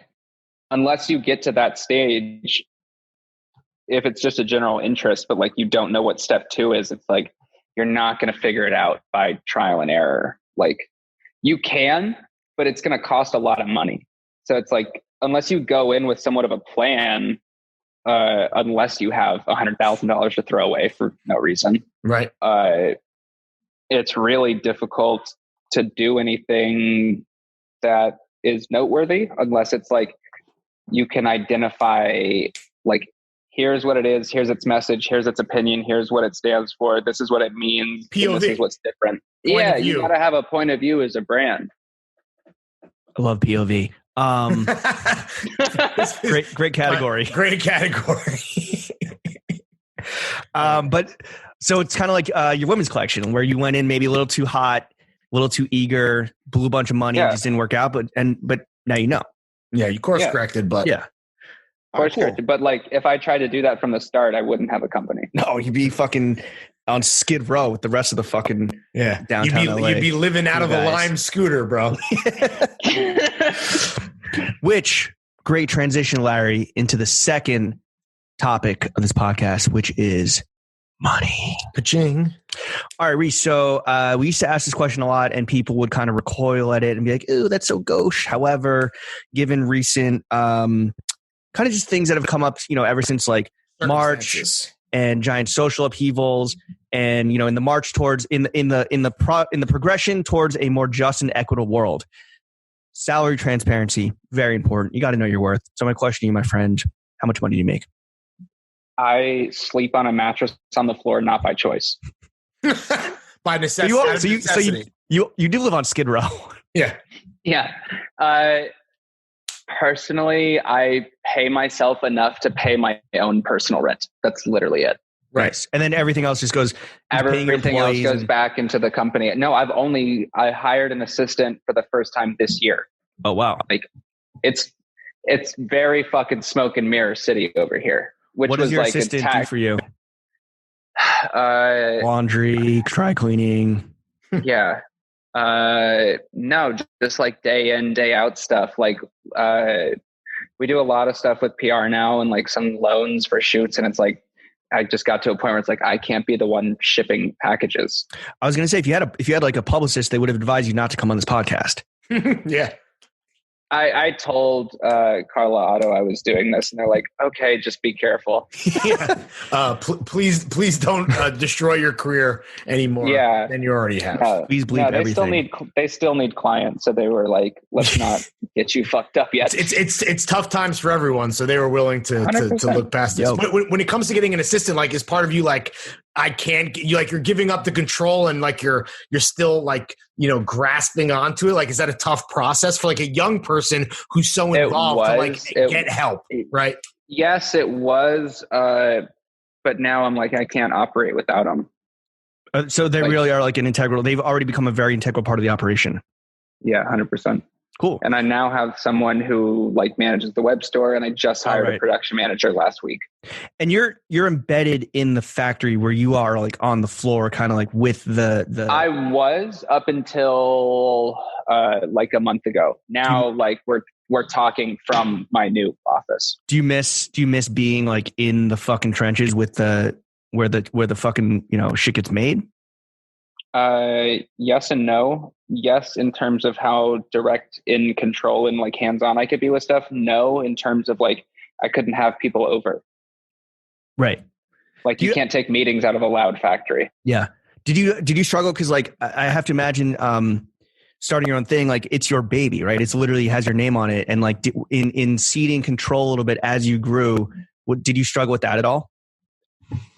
Like scaling up, like you can't oversee everything. When you scale up to like becoming a fucking. No, you can't oversee everything, but you just gotta find people to work with that you like trust and truly hope they have your best interest in mind. And it's like it's not always the case, and it's like you learn the hard way a lot.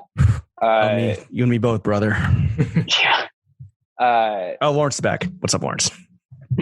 Sorry, I had to pee. My bad. All right, so you make very little money. Truthfully. So how much money would you like to make? It's somewhere between, $1,000 that you pay yourself in rent and $1 billion because you don't want to make $1 billion. So like how much money would you like to make in there? Yeah. What's the sweet spot? The actual goal in my head is like, whether it's within like 5 to 10 years is like, I want to be able to personally pay myself like $500,000 a year. And I don't need more than that. Okay. That's not so shabby though. That's pretty good. No, that's living very, very comfortably. Like that's a 10-year goal, but it's not like, I don't feel like I need more than that. Cause even if I wanted some like fuck off crazy house, it's like, I can get a mortgage. Like, yeah.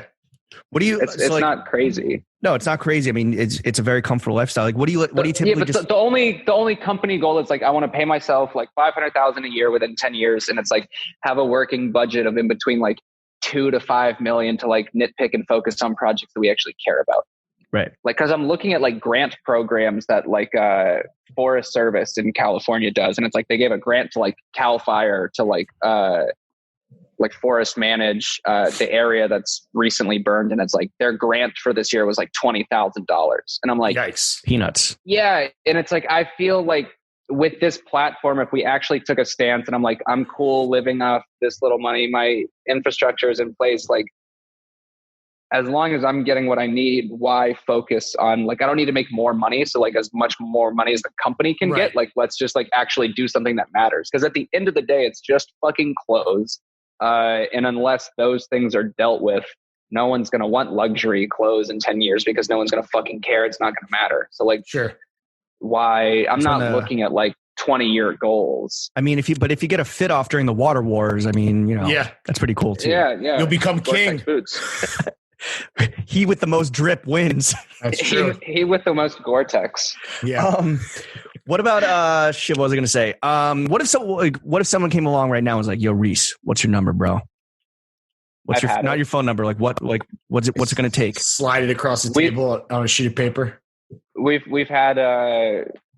definitely been approached a handful of times. Yeah. Wow. That was fast. How's that go? Talk about that process playing out, like generally speaking, so that you don't burn any more bridges than you already have.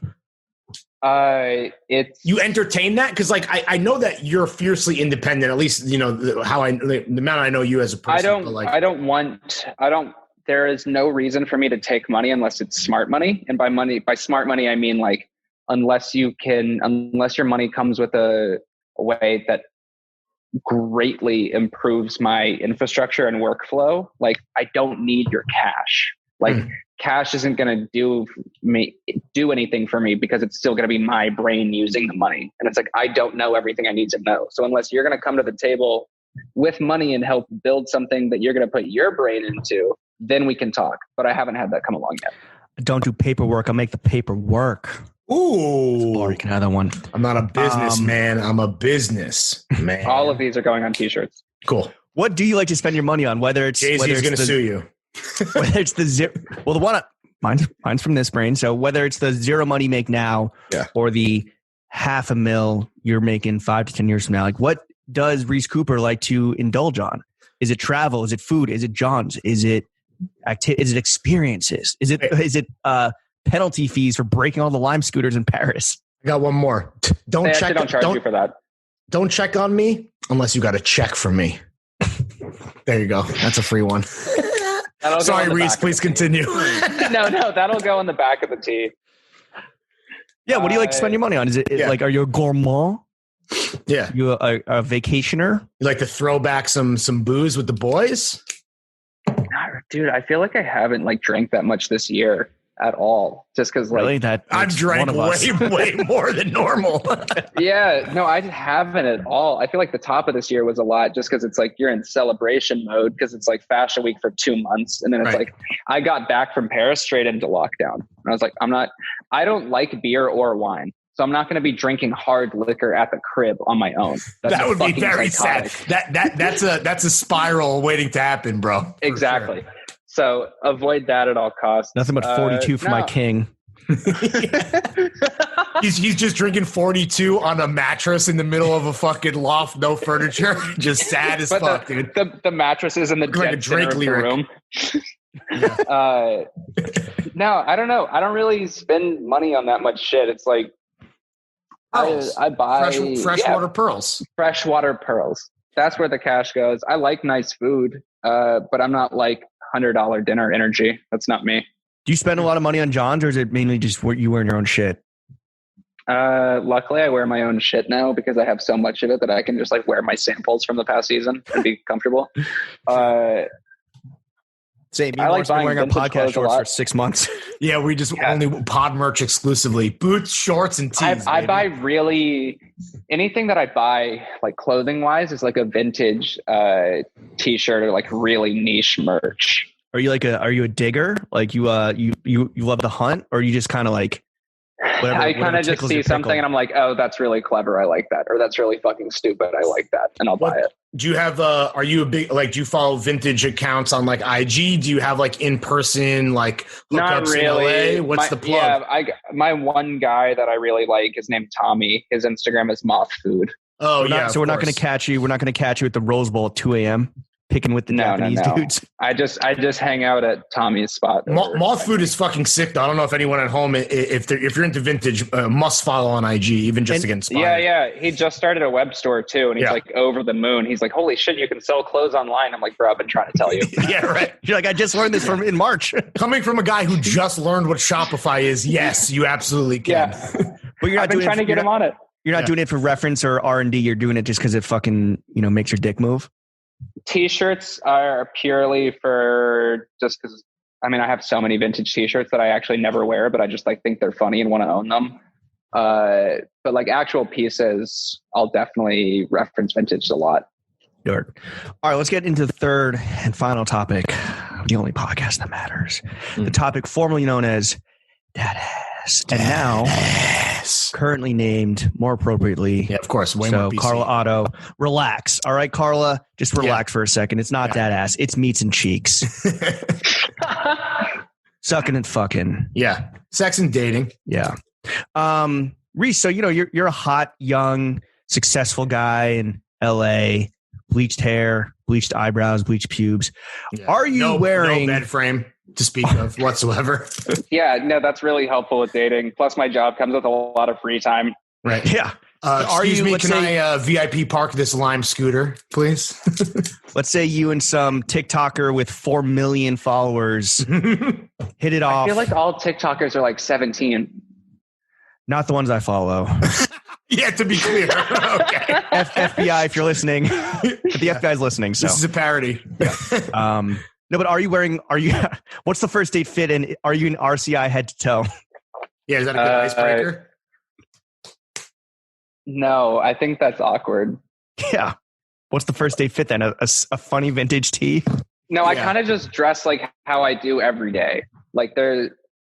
I'm pretty standard in what I wear. It's I got a shoe rotation. I have a bunch of different pants, but when I put my keys and wallet in the, if I put my keys on a belt loop and I have my wallet in my pocket of a pant, that becomes the pants I wear for 2 weeks. And then I kind of just cycle out t-shirt, hoodie, or jacket. It's same. I don't really Yeah, same underwear, same socks. The trick is you just keep folding them inside out. Ooh. And then, no, but I just like, yeah, I don't know. I don't really like dress up for things. Is that a hard enough conversation? Feel like all of my clothes at this point I really like and I'm comfortable with. Well, so it like works. Yeah, is that a hard conversation whether or not your name is on the fucking t-shirt to have on a first date without sounding like an asshole? Like I'm a fashion designer. Like how does that go normally? I feel like it's really hard to meet people where that wouldn't be like a known thing already. Right. So is that a thing that you're very cognizant of? Like whether that person is familiar, like whether, I guess like if you're being set up, it's going to be like pretty obvious. But if you're like, I don't know how you necessarily date, but is that something you're again, another thing you're hyper aware of? It's like whether that person is familiar with what you do for a living? Yes.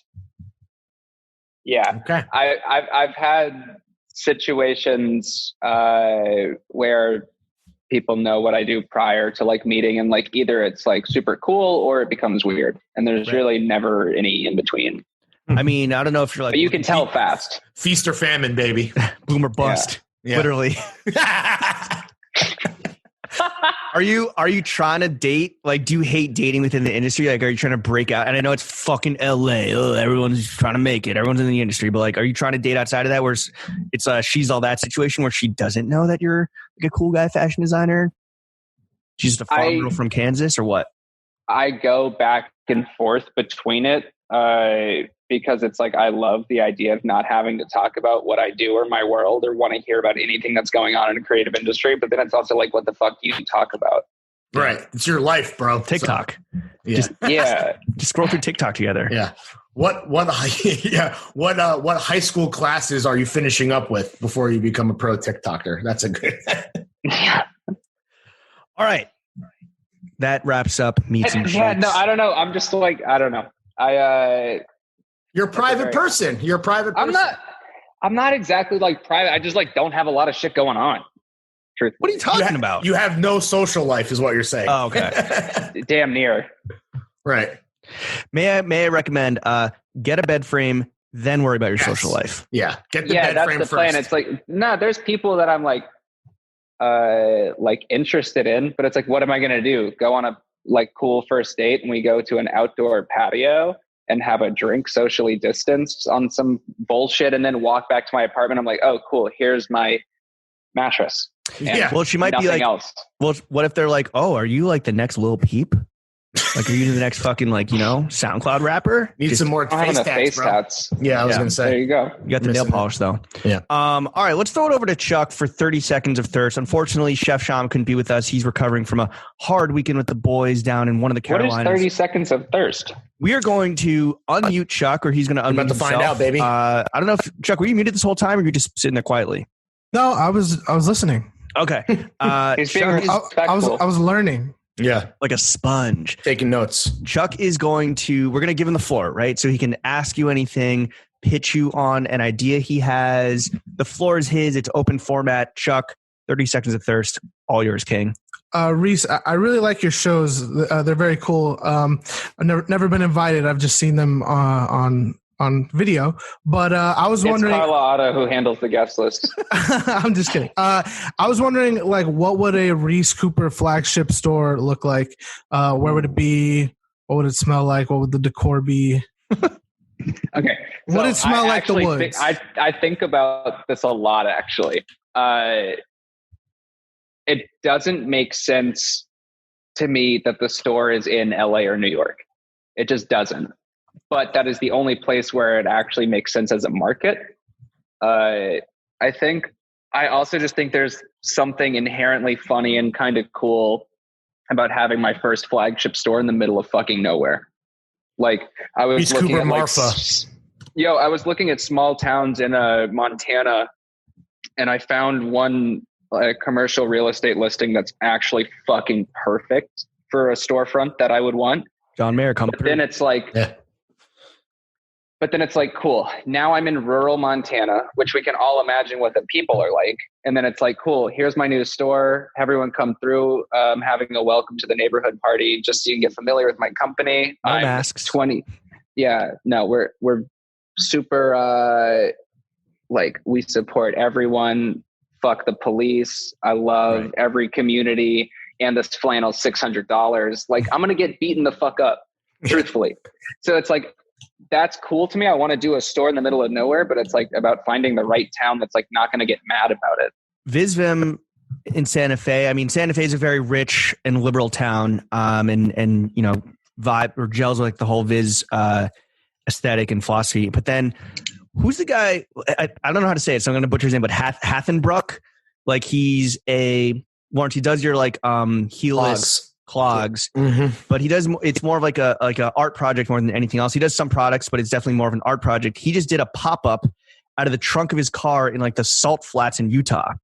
But I think it was more like I want to do something in like there's got to be somewhere super random. I was even looking at like real estate listings like in Dawsonville, Georgia, like where my grandparents live. It's like somewhere inherently just like in the mountains would be cool, but definitely like pop-up based. I don't want to do something full time just because I don't think it makes sense right now anyways. But I think it would be cool as like the next season when it releases to do a pop-up that's like in like Pikes Peak, Colorado, in like the middle of fucking nowhere. What about when Ass Pizza was just selling fucking t-shirts and balaclavas at like Walmart parking lots across America? That shit's honestly incredible. Yeah, do that. Damn. And at the stairs, and at the shout out Austin Butts, and at the stairs where like the Joker did his dance. Yeah, I think he had a meetup. Yeah, with like 1,000 incels. Exactly. That's fucking incredible. Very cool stuff. All right, Chuck. Thank you for 30 Second to Thirst. Thanks, Chuck. That's actually pretty cool. I would love to see a Reese Cooper pop up or store, like wherever it's going to be. You know, keep our eyes and ears tuned for that. Carla, you know where to find us. Yeah, fly us out. All right, Reese. We want to play a little game with you. Last John, next John. We want to know, and I don't know if you're going to have an answer for this, but we want to know what was the last John you copped at full retail, and let's not count the pearl necklace. And what's the next John that you got? The necklace wasn't full retail. Oh, it wasn't full retail. Well, then there you go. Doesn't count anyway. I only shop at stores that like I get some sort of discount at because I work with them. Very smart. That'll be me at the Reese Cooper pop up, bro. You know. Okay, what was the last John you copped at full price, and then what's the next John you got your eye on that you're going to pull the trigger with? That's in your treat, sights. A little treat for Reese, or you know, just something missing in your wardrobe. Reese's treatses. Almost. I bought. Okay, last thing I got full price. I actually know it. It was in February. I bought a. That is a long time ago. Yeah, I don't buy a lot of stuff. It was a North Face. It was like a signal orange North Face jacket. Were you like heading somewhere cold? Yeah. What was there a form that you were formed to function there? Like, what was it for? No, I just like whenever I just have like little things, whether it's like color or material. Whenever I like start to like something, I'm like, I want the nice version of it. Like now. So like I really started getting into signal orange as I started to make a bunch of stuff in the spring collection that was signal orange. And so I went and got a North Face jacket because it was like Paris Women's Week the following week and it was going to be rainy. So I bought like a parka with like the insulated lining. It was like $500, but it's like, that's my winter jacket now. That's that Parisian damp cold. That shit don't fuck around. For real. What about the next thing? Yeah. Next, John. Do you know what you're going to be into next where you need to have the nicest version? Have you thought about that yet? Or is it going to just like pop up randomly? I'm sure it's going to pop up. I don't know. My thing is like whenever I find something I like, I try to at first think about like, what is it that I like about it? And what would I do differently if I had the opportunity? So it's like that. I'm starting to do footwear now. So it's like my next answer, like 3 months ago would have been like, I'm trying to get like these boots, but then I'm like, I should just fucking make boots. Can you tell us at all about like what kind of boots to expect? It's kind of like, at least where we're at in the development. Yeah. Kind of like, it's a high top hiking boot with like a Vibram tank boot sole. Interesting. Diesel. The real deal. Yeah. Thick. Yeah. Okay.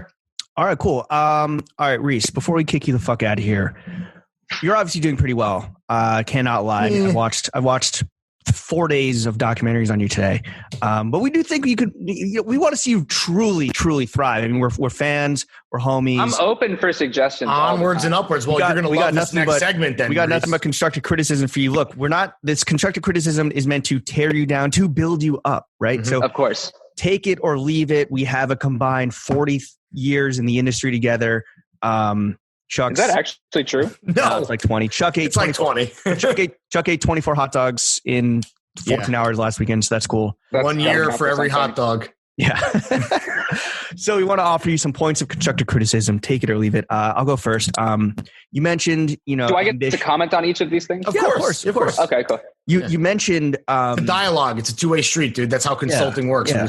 You mentioned, and you can hire us, full or absolutely. Yeah, you can We're hire available. Us for consultation after the fact. Does it count if I just sign up to the Patreon? Yes, you can absolutely that would be great too. Because then we'll take whatever you get. Because then we work for you. Yeah. All right. You mentioned aspirations and grand ambitions of one day being the Nike ACG director. What better time than the present, my friend? Portland is in a fucking chaos right now. Go there under cover of night. Link up with some Antifa homies and lead a nonviolent coup at Beaverton. Unseat current Nike ACG director James Adizumi and take what is rightfully yours. The prince that was promised.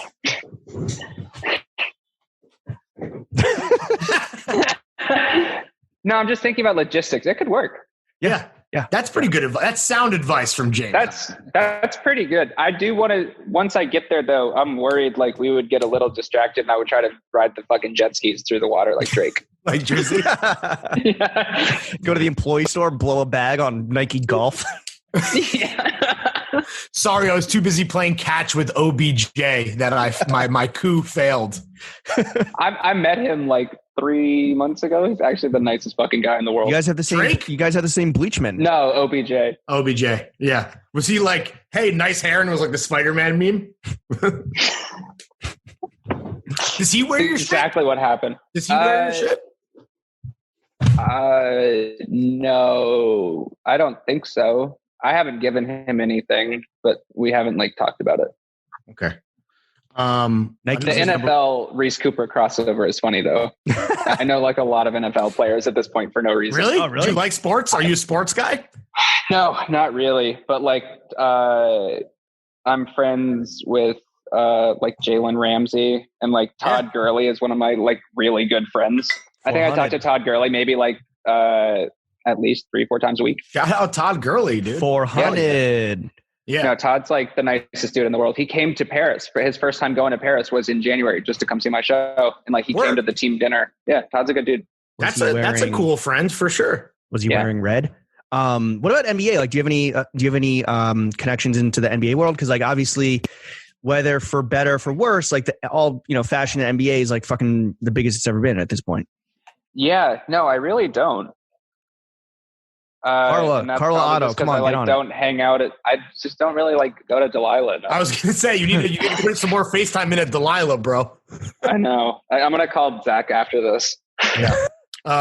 Okay, another piece of constructive criticism for you, Reese. I'm not sure if you're aware, but streetwear is kind of like in the throes of a romance with the car industry right now. Kith BMW most recently. Obviously, before that, you had Virgil doing his own custom Mercedes, that Scion XB that he did, which obviously, Soul. Right, the Nissan Cube that set the world on fire, and then even before that, Ame and what they did with Porsche. Have you thought about Supreme Lamborghini? Oh, and Supreme Lamborghini on top of that. Have you thought about collabing with Mini Cooper? Seems like a lot of synergy there. It makes perfect sense. We probably wouldn't even have to do that much graphic work. It'd be one of those cool shirts where it's like you can just put the logo on top of the other one and make it look like someone ripped half of it off. Oh, for sure. That'll work. Or I was just going to say you should like wrap. What was the really fucking bad? The Italian Job. No, what was the really fucking bad collab? Was it DK and Y who did the shit where it was like the printed where it looked like it was half ripped off or some collab. I don't know. That's the graphic language that we would for sure. down. That's for sure the graphic language where we can do Reese Cooper, Mini Cooper, little fucking tear in between. Yeah. You take that everybody scene. Eats, everybody wins, everybody pays. Everybody eats at Delilah. You take that scene from the Italian Job with the Mini Cooper car chase, and you rip that and turn that into your show. That's the presentation. And then the finale is all the cars end up and we're at Bootsy Bellows. Boom. Hell yeah. Done. Say less. Done. No, I would do Land Rover. I think they botched the new Defenders. I don't like the new Defenders. Not car guys. Yeah. Cars. Neither. My brother works for Jaguar Land Rover Group, so I'm gonna refrain from commenting. But wait, Reese, you don't have a car and you live in La La Land? What the fuck? Are you lime everywhere? I lime everywhere. No, I used to live with Charlie, who I worked with. So it's like I would just ride with him to the factory everywhere. And now I live. Reese Cooper always looking for a fucking handout, ladies and gentlemen. No surprise. Bro, I don't even have a driver's license. What? Where are you from? I moved here. From you're from London. the UK, from London town. Right. Yeah. No, I moved. You have a license for the other side of the road. Yeah. Yeah. It's invalid. But no, I'm going to get a license like next month because I finally am at a point where I need a car. Damn. Pop quiz it's starting to become like actual necessity. Pop quiz hot shot. Which side of the road do we drive on here in America? Right. Yes. Nailed it. Green means go. Red means stop. That's a free one. Yellow, go faster. Yeah. All right. Reese, I'll be good. I don't want to tell you how to fucking run your business or anything. It seems like you got a nice little thing going on there. You know, you're in your office at 7:13 p.m. on a Monday night. You are just fucking, axe to grindstone. Everything's just grist for the mill. You're fucking boys with Todd Gurley. You're going to Delilah after this big Monday night. Everyone knows that's industry night at Delilah. So I don't know. That being said, bro, come on. What's the only color that matters? You're wearing it. Green. Sell your fucking company. Put your shit in PacSun, Zoomies, cash out, move to Maui, go fucking, wakeboarding with Mark Zuckerberg out there. Something I contemplate is putting the actual company, 100% ownership of the company as an option on the Shopify. What's real? Like you could just buy the company. That'd be fucking sick, dude. Some like Malaysian tycoon just cops you. Yeah. I think that's inherently hilarious to have an option on your web store. I wouldn't do it for my own company, but like me and my friend Nick, who designed the office in my apartment, we have like 4 brands that we're working on that will never exist. They're just like stupid fucking ideas that we bounce back and forth for the sake of it.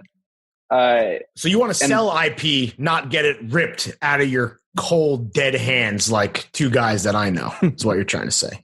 Essentially. But I just think it's inherently funny to have an option on the brand's website where you can just buy the brand. What's the price tag? Let's say I want to check out, I want to add 1 RCI to my cart. What am I looking at? At this point, like 30 grand. Like, just get me out of here. Yeah. Just take it off my hands. I mean, it's interesting, like the whole RCU, the Reese Cooper University. What if you sold a 1-year term or 1-year lease on like a significant portion of like RCI ownership so that whatever kid copped up could be like involved in the operations and decisions that's just, never mind. Let's just move past that. Yeah, I was gonna say, here's what I'm going to do. This is something this is the plan. Again, this is one of those dumb hypothetical things that probably won't happen, but like if someone wanted to sponsor it, I probably would do it. New York Fashion Week, February. I would say call it a presentation, call it a pop-up. It's like one of those 3,000 square foot like storefronts in Soho. You walk in, it's fucking empty. And there's just a desk in the middle with like the oldest fax machine you've ever seen. And you walk in and there's one thing for sale and I will come up with a brand for you for $100,000. The deliverables are a manila folder of like all your legalities of like the LLC, your first run of graphics. All the paperwork. Yeah. All the paperwork, as well as all like a fucking contact, your whole first season's design and a lookbook and an address book and a contact book of everywhere that you need to go to get this stuff produced. I like that. It's called, you're selling it. You want to sell a dream. That's what you're doing right there. It's RCI DIY. I'm in the business of businesses. Yeah. Right. We build businesses. Yeah. We businesses.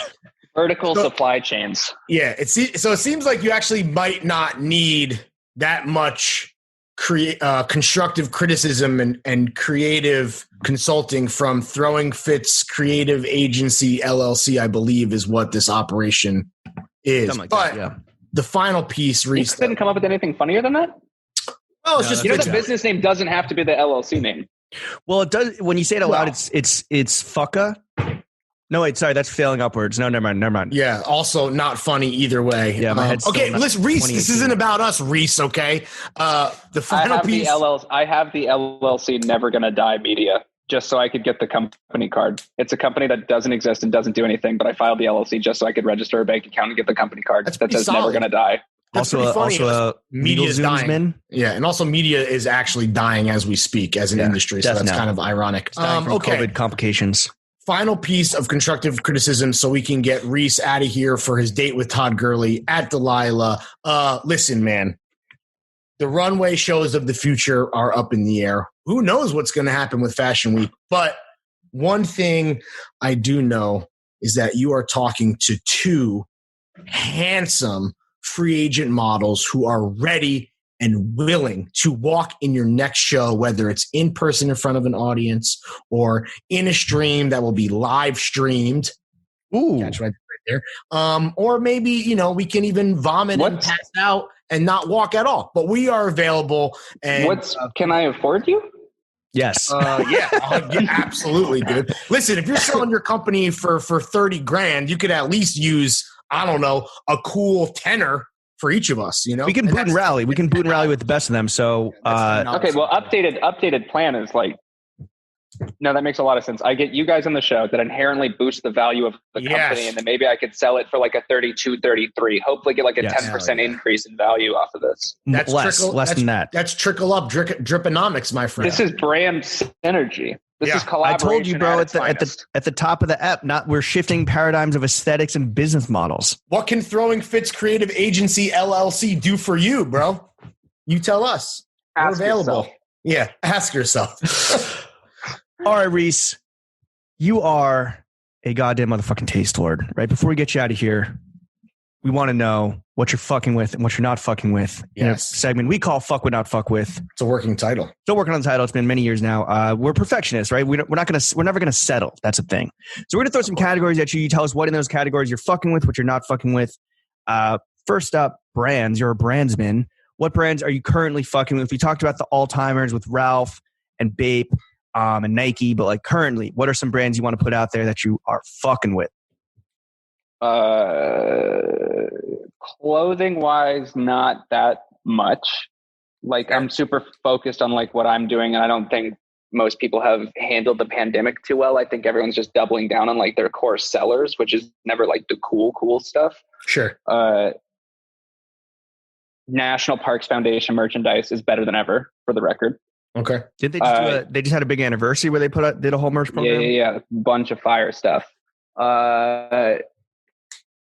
USPS merch is trash, but if you go to the there's some good vintage stuff out there. I actually pitched doing a whole revamp for their merch thing. I literally have a whole line sheet of like 40 designs I was willing to give them for free. They lost the line sheet in the mail. Still in the I couldn't get anyone to reply. You didn't have enough forever stamps. Yeah. Tesla's a cool brand. I'm super into that right now. Just because I'm like, as I'm approaching like getting my first car, I think they're the only car that's actually gracefully handled electric vehicles. Are you an Elon bro? Yeah. Do you think he's a bozo or a visionary? I think he's a fucking dork, but incredible product. Let me tell you about a little. But he didn't invent Tesla. He's just one of those dudes who like found a startup and bought it and then put his name on it. Right. Like Dave Portnoy, which is kind of cool inherently. Yeah, have you ever given honestly, when you break it down that way, I'm kind of fucking with that dude now. Yeah, that's kind of tight. Yeah. Is the whip you're going to buy, is it going to be fully electronic? Is it going to be a hybrid? Or are you going to, or just fucking diesel, just run this motherfucker into the ground? I want a Tesla. And then after that, once I have like enough money for like a second car down the road, I want to get a vintage Land Rover Defender or like a vintage like pickup truck. Terrible gas mileage. Yeah, I was going to say, so 100%. the Tesla's going to offset the Defender. Yeah. That's why it's the secondary car. You got to have balance in your life. It's like I drink like like organic juices every day, but I smoke. It's like you got to balance it. What's your dart of choice? Yeah. Right now, it's actually Marlboro Silvers. Interesting. How does that? I'm not a dartsman. How does that differ? How is that different from like? How is that differentiated from the other? It's very fucking low down. It's super light. It's like not aggressive. It's it used to be that's an ultra light, right? So golds are lights, and then a silver is an ultra light. I used to smoke golds, and then like I was feeling like a little bit run down a few weeks ago. So I was like, I still want to smoke, so let me get something that's not like aggressive. Sure. Even though the lights have you ever tried to quit inherently? No. It's very cool. As someone who has quit smoking but still absolutely loves to dart down at a fucking moment's notice, it's just the coolest, man. I'm sure I will quit at some point. And ban them. I have gone, dude. I've gone periods where I'm like, oh, I don't want to smoke right now, and then I just won't smoke for like a month. Oh, so you'll go cold turkey just randomly. Yeah, it's like not hard, but like the thing is, I really enjoy it. It's funny you ask because it's actually quite easy. If you're looking for something light, addiction is not real. Yeah. Also, quitting ultralights is like, I'm gonna not. It's like quitting pixie sticks. You know what I'm saying? It's like, literally. I was gonna say, if you're looking for something light, may I suggest Virginia Slims? Yeah, very cool. And you should smoke them with a long Cruella de Vil or Hunter S. Thompson cigarette holder, which is very awesome. I think I might just get a pipe. Was juuling never in the formula for you? I have never vaped or hit a Juul in my life. Is juuling and vaping now amongst the fucking Zoomers? And I'm obviously sounding like a dinosaur. I thought it was really fucking lame from the start, and I made fun of everyone around me. Dicks? Yeah, because it's also like still no one knows how bad they are for you. At least with cigarettes, I know what's going wrong. Yeah. Right. You prefer the known. I prefer the known fucked upness versus the unknown that's scary. You're not fucking with Juul right now. No, big pass on Juul. What other brands? Any other brands you want to put on before we get negative? Yeah.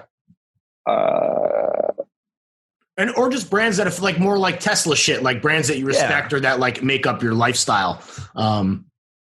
Whatever that. I think honestly, I think North Face is inherently still very cool. Like they do a lot of stuff that I'm actually. What do you think of the Gucci collab? Really into. What do you think of that? Is so out of pocket. Skipper, that's a skip, not a drip. Unfortunately, that's a skip. Pass. Drop. Are you a fan of North Face Supreme? Like obviously that's a fucking legacy collab at this point. Like, do you even fuck with Supreme? There's a few good ones. I was really into Supreme when I was younger. I still have a couple of like the cooler pieces that I had. Like I have like that hockey jersey with the eagle on the front. Yes, the Frank Ocean special. Yeah, I have Jump in the ocean, one. Frank Ocean. No, I don't know. I still have like the first box logo hoodie I ever got in like 2009. But it's like sentimental for you now at this point. Like, right, you're not wearing it publicly or in pictures. No, it's a size small, and it's like in my mom's house in London. But it's like either I could sell it for like $400 or just like have like one of the first cool things that I got into. Bro, crop it. Why don't you crop it like your Carhartt? It's already a size small. Yeah, so I'm pre-cropped. All right, so been fucking with Supreme, sentimental value as a wee lad in London. I can't really buy it anymore. Nobody can. That's the thing. It's very difficult. Or everybody can. Yeah. It's like anytime there's maybe like one or two things a season that I actually still like. And then it's like, I can't even fucking buy it. Yeah. I mean, it's annoying curse, you know? Yeah. Do you ever see your shit on resale sites, and how does it make you feel? If it's like above retail, there's only ever one thing that went above retail as far as I know. Which is what? The Forest Service hoodie from fall 19, which is just, it's got like the DTG like deer on the front of it. And that I don't know what happened with. Yeah, dude, I have no idea. But like, there was like a month-long period where it was like Gunna, Young Thug, Kid Cudi, and like 3 or 4, 21 Savage, like 3 or 4 other people just had that hoodie, and like I didn't give it to anyone. Like they all just like collectively went out and bought this hoodie somewhere, and I was like, "What the fuck is going on?" Went up. This is one of those hoodies that they go price for like brick going up. one of them just sold for like 700 on Grail. Jesus. Yeah, that's crazy. Oh, yeah. And the varsity jacket that Travis wore in that video. Right. That one went a little crazy. Sure. I mean, but that's just like crazy to you. Like it's not something that like makes you maybe feel any type of way. It's just like, okay, that's cool. Whatever. Moving on. I was mad that I didn't get to cash in on it because like those jackets I sold wholesale. So it's like I personally made about $110 per jacket. Right. And some bozo on Grailed is fucking making. Who got it from on sale at Barney's for like probably $300 and then sold it for like $1,000. Sure. Made 7 times more money than I did from it. Maybe you should start doing that. You should start buying your own shit and flipping it on Grailed as a reseller. And now you know how James Jebbia feels, bro. So sorry. Did we get into not fucking with brands? Are you not fucking with any brands? Yeah. Do you want to get negative? You're not fucking with right now. There's not anything that I'm like. You're not fucking with Jewel. Yeah. Fuck. Nah. There's nothing I'm like actively mad at that I would consider a brand. Is the LAPD a brand? Sure. Yeah. It's a brand of white supremacy. Oh. Yeah. Then LAPD. But besides that, there's nothing that I'm like worth getting mad about. Sure. You're an LA guy. I'm just like some things aren't the for vibes me, are and that's cool. Yeah, it's the air, dude. I'm just the air quality here is fucking horrible. It's all the Zans, bro. Yeah, it's all the toxins. Yeah. What about sneakers? What's in your current rotation right now? What's on the fucking dogs? These ACGs that I'm wearing. Also, I had these vintage ACGs from like '96 that I really like. They're like a duck boot, but it's both parts are like leather instead of a rubberized thing. They're really cool. I still wear like the first season LV shoe that Virgil did, like the low top white and green Louis shoe. Oh yeah, you wear those. Yours are cooked as fuck, dude. Sauteed and flambéed. They look great. They're disgusting at this point. You need to get Virgil to give you another pair though, dude. I ended up getting the second pair. He sent me a pair of shoes because I posted how fucked up they were after the Baby Keem show that I went to for my birthday last year. Like instead of doing a birthday party last year, I just bought 20 tickets to the Baby Keem show and just texted everyone to pull up. And then the shoes just got like wiped out after that. And then he just sent me another pair of shoes. What a guy. What else is in the rotation right now? I got these like low top Vask hiking boots that are cool, or hiking shoes rather. You know what I wear a lot actually is those fucking off-white Nike, what are they called? Terra Krieger, the like running ones with like the pink spikes on the bottom that came out last year. Like the track shoes or whatever. Yo, so comfortable. I wear them like twice a week. You're not like click-clacking down the hallway? Like nah, they're rubberized and they came out like June last year, but like by the time Fashion Week happened, I had them for like, I don't know what happened with Nike's like seating thing, but like I got them like 8 weeks before they came out for some reason. And It was one of those things where you're like not allowed to post them for like 5 weeks. They're like, yo, we better keep this kid happy. Otherwise he's going to run up on campus and fucking murk James Arzumi. Yeah. He's already crashed 8 jet skis. This man is a meat. But like by the time I got to Paris, like all the spikes are already gone. So now they're just like really comfortable shoes. Sure. There's worn off. There's nubs. Yeah. I don't know. That's kind of it. Do you have a Mount Rushmore of sneakers? Just all time 4 favorites? That I own or don't own? No, it could be just all time. Anything. Yeah, it doesn't matter. I'm not like super into sneakers, but I think that Louis shoe that I have is definitely up there just because like the amount of like nuanced like meaning that shoe has. The low top version of that trainer specifically, because there's a high top too, right? Yeah, the low top one. The Tom Sachs Nike, the Mars Yard. I never had a pair and will never be able to afford one or be able to justify buying one now. The 2.0s or the 1.0? The first ones. Sure. There you go. Did you have to do push-ups for those like Lawrence did? No, he didn't get any. And the first ones you didn't have to do push-ups for. Oh, you didn't have any. Got it. It was the 2.0. They had to do 10 push-ups. And by the way, I opted out of the push-ups. Okay, I was doing girl push-ups on my knees instead. And I opted out of a rope climb to also just like walk up a ladder or something so stupid. But I was like, do I really have to do this fucking Reese? Do you know about this obstacle course that they did? I heard about it. It's so cool. Oh, you think it's cool? I think it's hilarious. You're the DIY stuff, the materials that you put out, the book and the video. I loved, and it definitely reminded me. It felt like an homage to Tom Sachs, right? To some degree. Yeah, no, he's a huge influence. Like, I'm a huge fan, but it's not like there's no way that my work like reflects that. So it's like there's little pockets where it comes out, like right, things like that. Cool. So that's 2. You got 2 down, 2 to go. You're struggling. You clearly don't give a shit about sneakers. I'm not like super. I really like the classic, like an all white canvas Nike blazer. Nice, classic. I like those a lot. Yeah, I do. I throw the right shoe with like a forest green lace. Is how I have mine. The 4th, nothing from your Roadman days out in the UK. Yeah, Air Max Plus. Never got into Air Maxes. Probably those ACG boots that I have, the vintage ones. What about the Jound Reeboks? Weren't you wearing those for a long time too? Yeah, they got uncomfortable though because I just fucking cooked them. I don't know what it is with me with sneakers, but like I could never get too into sneakers because I don't know what it is. I don't feel like I'm doing anything that fucks shoes up. But like if I own shoes for more than 3 weeks, just how I live my life, they become like ruined. I mean, I would suggest stop going to fucking burnouts. Yeah, start wearing your beaters to like moshing rap shows. Yeah, that's basically. Don't wear the fucking $1,000 sneakers. Yeah, They were.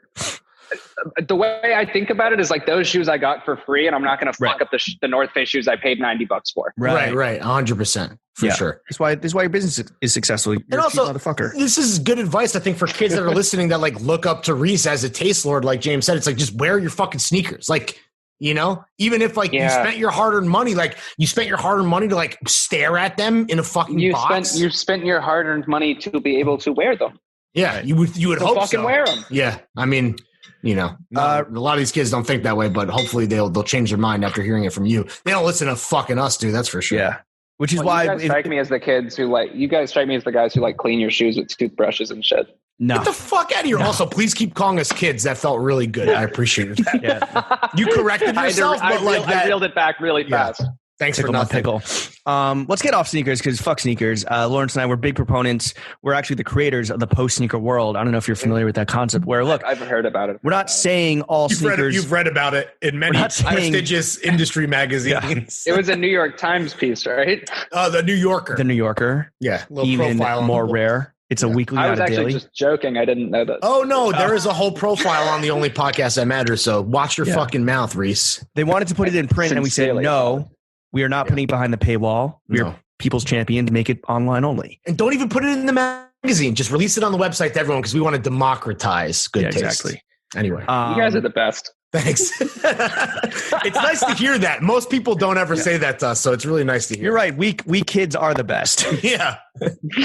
Hey, us young people got to stick together. Exactly. Yeah. Thank you. Somebody had to say it. How do you do, fellow? Post-sneaker world, James, you were saying? Yeah. How do you do, post-sneaker world enthusiasts? So we're not saying ban all sneakers. We're just saying, look, sneakers good, non-sneakers also good. Learn to fucking, just break out of the hype cycle. Stop being a fucking bozo, just clout chasing and hype chasing, just so you can pick off and get 92 likes.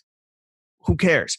What non-sneaker footwear? 92 was really specific for this to not be a personal thing that happened. I was looking at Chuck's timeline earlier today. What are some non-sneakers that you're currently fucking with? I know the hiking boots seem like a huge part of your wardrobe. I wear your boots. I wear the North Face Thermoballs past dark most. Your Bootsy Bellows. That's your code name. Is that your? You know house what I'm talking about? No, I wear them I got 2 pairs though. One for inside the house, one for outside the house. I mean, similar to the juicy suit. It's like like that, but I wear them. Like if I go link up with someone downtown at like 10 at night, downtown's fucking dirty. I wear the outdoor ones. Nice. I keep 2 by the door. Interesting. Yes. See, I got shit on because I was like, I have Crocs for my balcony, strictly for the balcony, and then I have Crocs for when I leave the house. You got to have both. How about not leaving the house in slippers and just using shoes? That's also an option as well. But how do I trick people into not realizing that I'm 34? I wear slippers out of the house. So Reese, you have outdoor slippers, is what you're saying, for the streets. Yes, my man is comfortable no matter where he goes. Damn, what else? On linguine. It's a good lives al dente, dude. The shit is fucking toasty, dude. Perfect tense. Kind of. I wear Birkenstocks because I have painted toenails. What? So like Zonas to flash the little piggies? I have I don't know what they're called, just like the $40 black rubber ones. Oh, with like the two straps? Yeah. You're talking about so it's open toed. Yeah, for the pool ones, the whole all waterproof, not like the cork. Yeah. What else? Is that it? Like you don't wear you don't wear like loafers. You wear boots, obviously, and then you have all these kind of slippers. Yeah, and sandals. if I ever feel the need to really really dress up, I'll wear some a black boot or something, or like the loafers that Jacob made are the only loafers that I have. Shout out Jacob Hetzer. Yeah, those are nice. I got a pair of those too. What about really nice. What are you hiking in? What are you gorped out in? These ACG ones I'm wearing, for real, the most comfortable shoe I've ever worn. Your go-tos. Yeah, because you can walk through water in them too. They're you can be in water as high as the shoe ends and you're not wet. They're fire. Also just I have Vask, is it Vask? How you pronounce it? It's basically like a trail shoe. Yeah. Who else was on the pod that was a big Vask head? Yeah. Is it Andrew Chen? No. Whatever. I'm not super into them. I just bought them at REI. Yeah, it's real. It's like real functional shit. It's like I don't know anything about the brand, but their head. I wore them and I wore them when I was in New York, and then I ended up doing this hypebeast street snap thing, and it just goes back to I don't really dress up for anything. It's just what I'm wearing that day. So it's I was just wearing these Vask sneakers for the hypebeast get your fit off moment. And their head of marketing reached out and was thanks for putting us doing this this placement. And I was just yeah, just cool. Yeah, it's performance shit. It's real deal. It's not for capping. Yo, North Face for climbing, not capping. Nice, sick mountain capping. North Face sneakers. Those are the ones right now. Super into those. Word. All right. What is there any footwear you're seeing out there, whether sneakers or non-sneakers, where you're just that's some clown shit? What are you doing? The big chunky boys. Which ones are the Balenciagas or anything that comes with it? What about the Margiela? What about the Margiela nut busters? Sell those? Those are honestly really funny. You gonna cop? I think they're inherent. I think when things are at that point and it's $1,000 sneaker that looks fucked up. No, it looks like it was fucked. It looks like someone fucked it and came all over it. Fucked upon. Yeah. But therefore it's inherently cool to me because it's just this company figured out how to make people want this for $1,000. And it's I respect it. I'm that's tight that you guys respect the hustle. Respect the hustle. I just think that's how I feel about a lot of Supreme shit. I feel people are just in a room yo, how far can we push it? The brick or whatever. Yeah. That's what I think the sneakers are. Are you ever going to do a troll piece like that where it's just cop this fucking dirt ball that, came from the Reese Cooper show? A literal ball of dirt. This dirt ball in the coop smoking cat piss. I want to, but I don't know what it is yet. All right. I want to make sure it's actually clever enough where not many people see through it, but only the people that know me are what the fuck are you doing? How about USB drives with this podcast on it? Dude, what I was going to do for the spring show where you're walking through the stream, it was originally meant to be in Paris. And we found this venue that was a private school in the 5th district of Paris. We're going to put the runway, print a vinyl flooring that looked like river rocks and fill it with water, have a waterfall going on, put real rocks in it the whole bit before it switched to just doing it in California. But we were going to do, me and Ben Edgar always make little one-off little pieces or projects whenever I do a collection. So we did the trail marker keychain for my fall show. But what we were going to do for the spring show was a USB that was like CNC'd out of a small river rock. Like you just CNC out the port that it like slides into. And then it's just like an actual river rock that we would have found that had a USB in it. But see? The vision. That's what we were going to do. But it might still happen. If Fuck you, COVID. Listening to this with access to river rocks and a CNC machine and USBs, please don't do it. Bang. I don't think that's a super specific request. Specific, I don't know. I think I'll be safe. Let's move on to you. You seem like a music man, a notesman. What music are you currently fucking with? Like, what do you listen to in the stew when you're fucking whipping up seasons in 6 weeks? You mentioned Baby Keem. I love Baby Keem. Has he ever worn your shit? I'm not sure. We semi know each other and talk, but I don't think I've actually given him anything. You got to put him on flow team, dude. Brock Corson now makes bang his me line. feel like I should. Yeah, absolutely. Yeah. I don't know. My music taste is super broad. It's like I just throw my whole phone on shuffle. There's whole phone? Usually. Or like at least a playlist that's like 600 songs. And I'm just like, if I hear something I like, I'm like, throw it in there. And it's just random. But it's like everything from like some of my friends who are doing newer music now, like Keem, and then like Dominic Fike, I'm super into. But then also like Turnstile and like Arthur Russell, but then like West Side Gun. It's like all in the same playlist. Like down to like Bruce Springsteen and like John Mouse. Right. You contain multitudes. It's called intersectionality. There's layers to it. So you don't prefer any type of music when you're like a genre or whatever? Whipping up Johns? Yeah. I mean, it depends. It depends on like the energy of the day, but like I can listen to anything. Like if I'm like working on something on my laptop, like photo editing, and I just like need shit to go fast, I'm like totally comfortable listening to like house and techno music in my headphones and then switching into like country music. Like it's just like whatever. It's like the mood like switches really fast. Country music for when you're playing that Montana shop. Literally. What about, is there any music you're not fucking with? I mean, it sounds like you fuck with literally everything. Anything you think is overrated that's like popular that you're like, this is not for me and it's whack, low key? PP Cocaine. What is that? She's a TikTok rapper, I guess. Yeah, James, how would you describe it? Yeah, I guess you're not on TikTok. Yeah, she's on top. It's like Fleetwood Mac and then PP Cocaine on top of the TikTok charts. Yeah. That's incredible. Yeah. No, unfamiliar. She also goes by Trap Bunny Bubbles. Maybe you've heard of that? Trap Bunny Bubbles. Yeah. You guys are more in tune than I am. We're very young. We're very young. Yeah. I mean, you famously called us kids, which was awesome. Yeah. To just repeat that. We had the emotional intelligence of 17-year-olds. Yeah. I would go even maybe 14.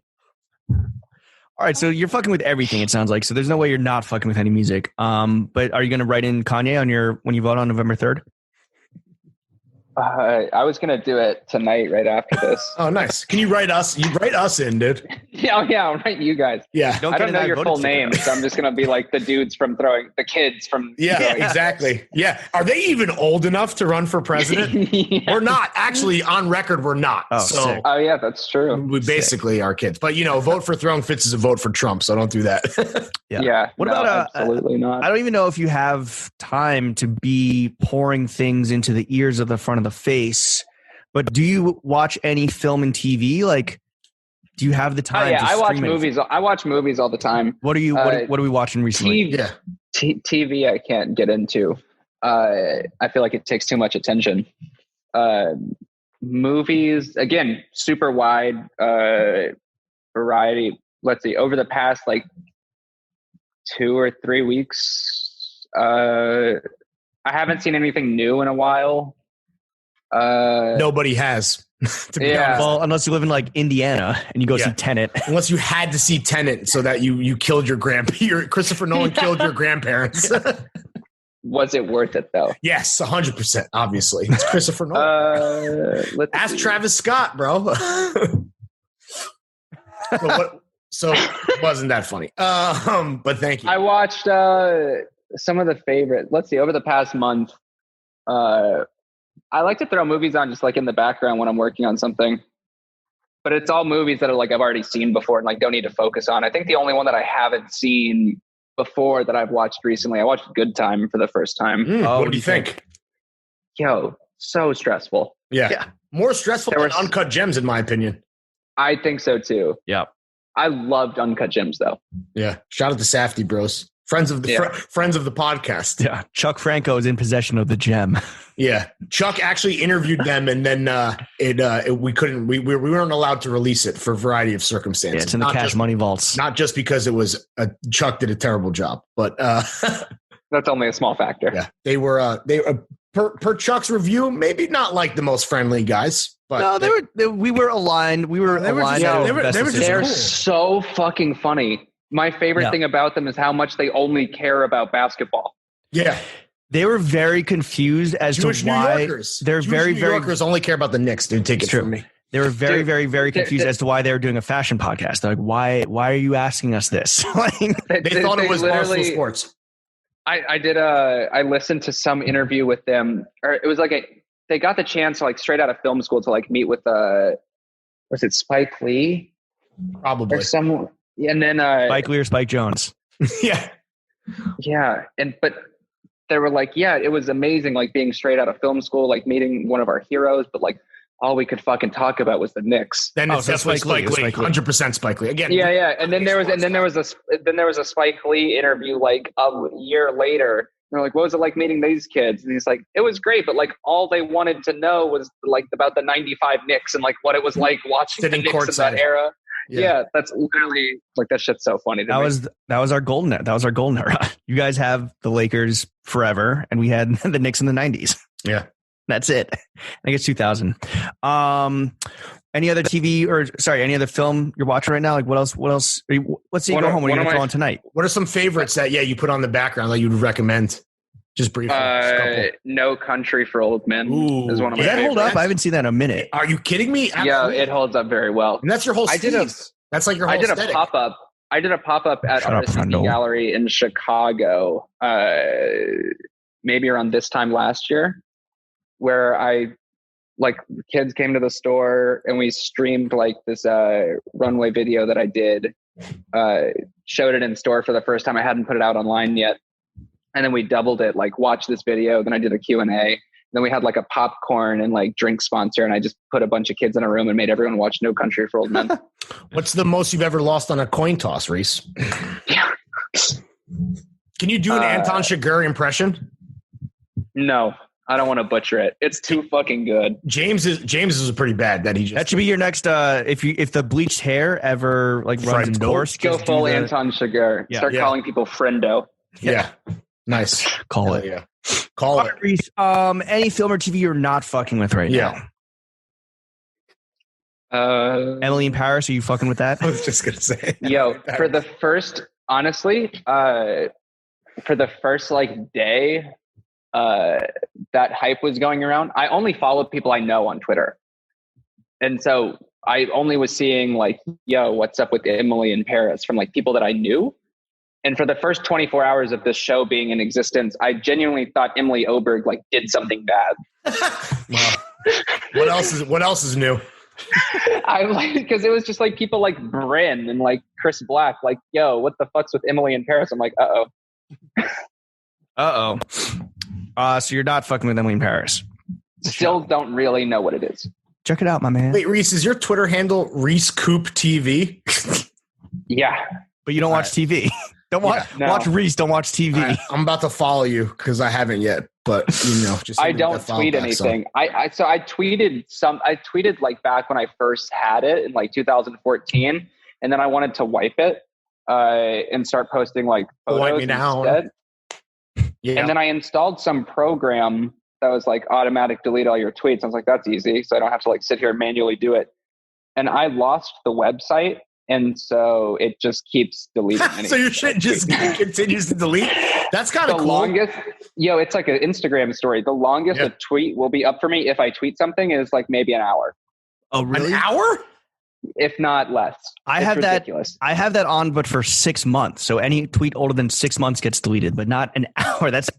It's a fucking IG story. I don't know. It's 1/24 of an IG story. I don't know the service that did it. I can't find it. It was on an old computer, so I can't even check the history. You got to just start over. Yeah. I essentially don't have Twitter, but I don't tweet anything anyways. I just like repost an article and then it deletes itself. Yeah, and also like Reese Coop TV, such a good handle. God forbid you don't get to keep that, bro. That's back in 2014 when I thought I wanted to do like videos that go alongside everything too, and then I was like, nah, that's hard. Hey man, there's still time. Yeah. All right, Reese. Thank you for coming on the only podcast. Where can the kids follow you? I mean, what do you want to plug? Yeah, what do you want to plug? Where can the kids follow you? Reese Coop TV on Twitter. We know at Reese Coop TV on Twitter. We've established that. Yeah, the platform I use the absolute least. I'm glad we got that one out of the way. Sure. Spend 5 minutes on that one. Yeah. Reese Cooper on Instagram, ReeseCooper. The website is reese-cooper.com. Who has reesecooper.com without a dash? Dude, I don't know. They won't reply. What are they squatting on it for? A mil? They want a lot of money for it. I'm sure. An M? No. Not that crazy. It's no more than the brand value of $30,000. So once you sell the brand, then you can cop the website. You can cop the website. 40 chess, my friend. Damn. 40 chess. Life is all about trade-offs, man. Oh, if anyone subscribe to my fucking mailing list on my website, I promise it's worth it. It's very cool stuff. What do we get? What are we getting? What's hitting the inbox? Yeah. You get I don't do any sales publicly. Sales are only for people who follow the email list. And I give people access to the website like a few days before stuff drops publicly. Oh, shit. Like the DIY project came out for like a full 24 hours for website people first. Like when I did an archive sale, 95% of the stuff sold before it was even publicly online because it's just for 9 website seconds. people. Like 9 DIY seconds. shit. Yeah, exactly. Yeah.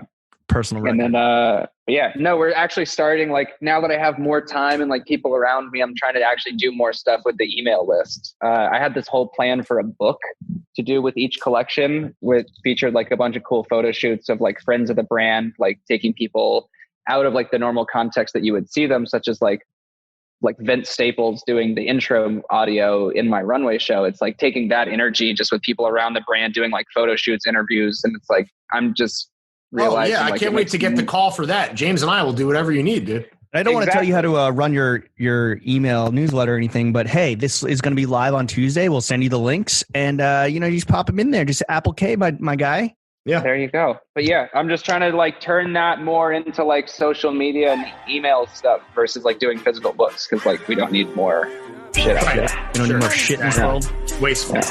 All right, Reese, thank you again for coming on the only podcast that matters and giving us many hours of your busy schedule. Chef, I know you're not here right now, but I'm going to need you to smash that motherfucking outro music. It's lit. I like the 504 boys, I move through the live, babe.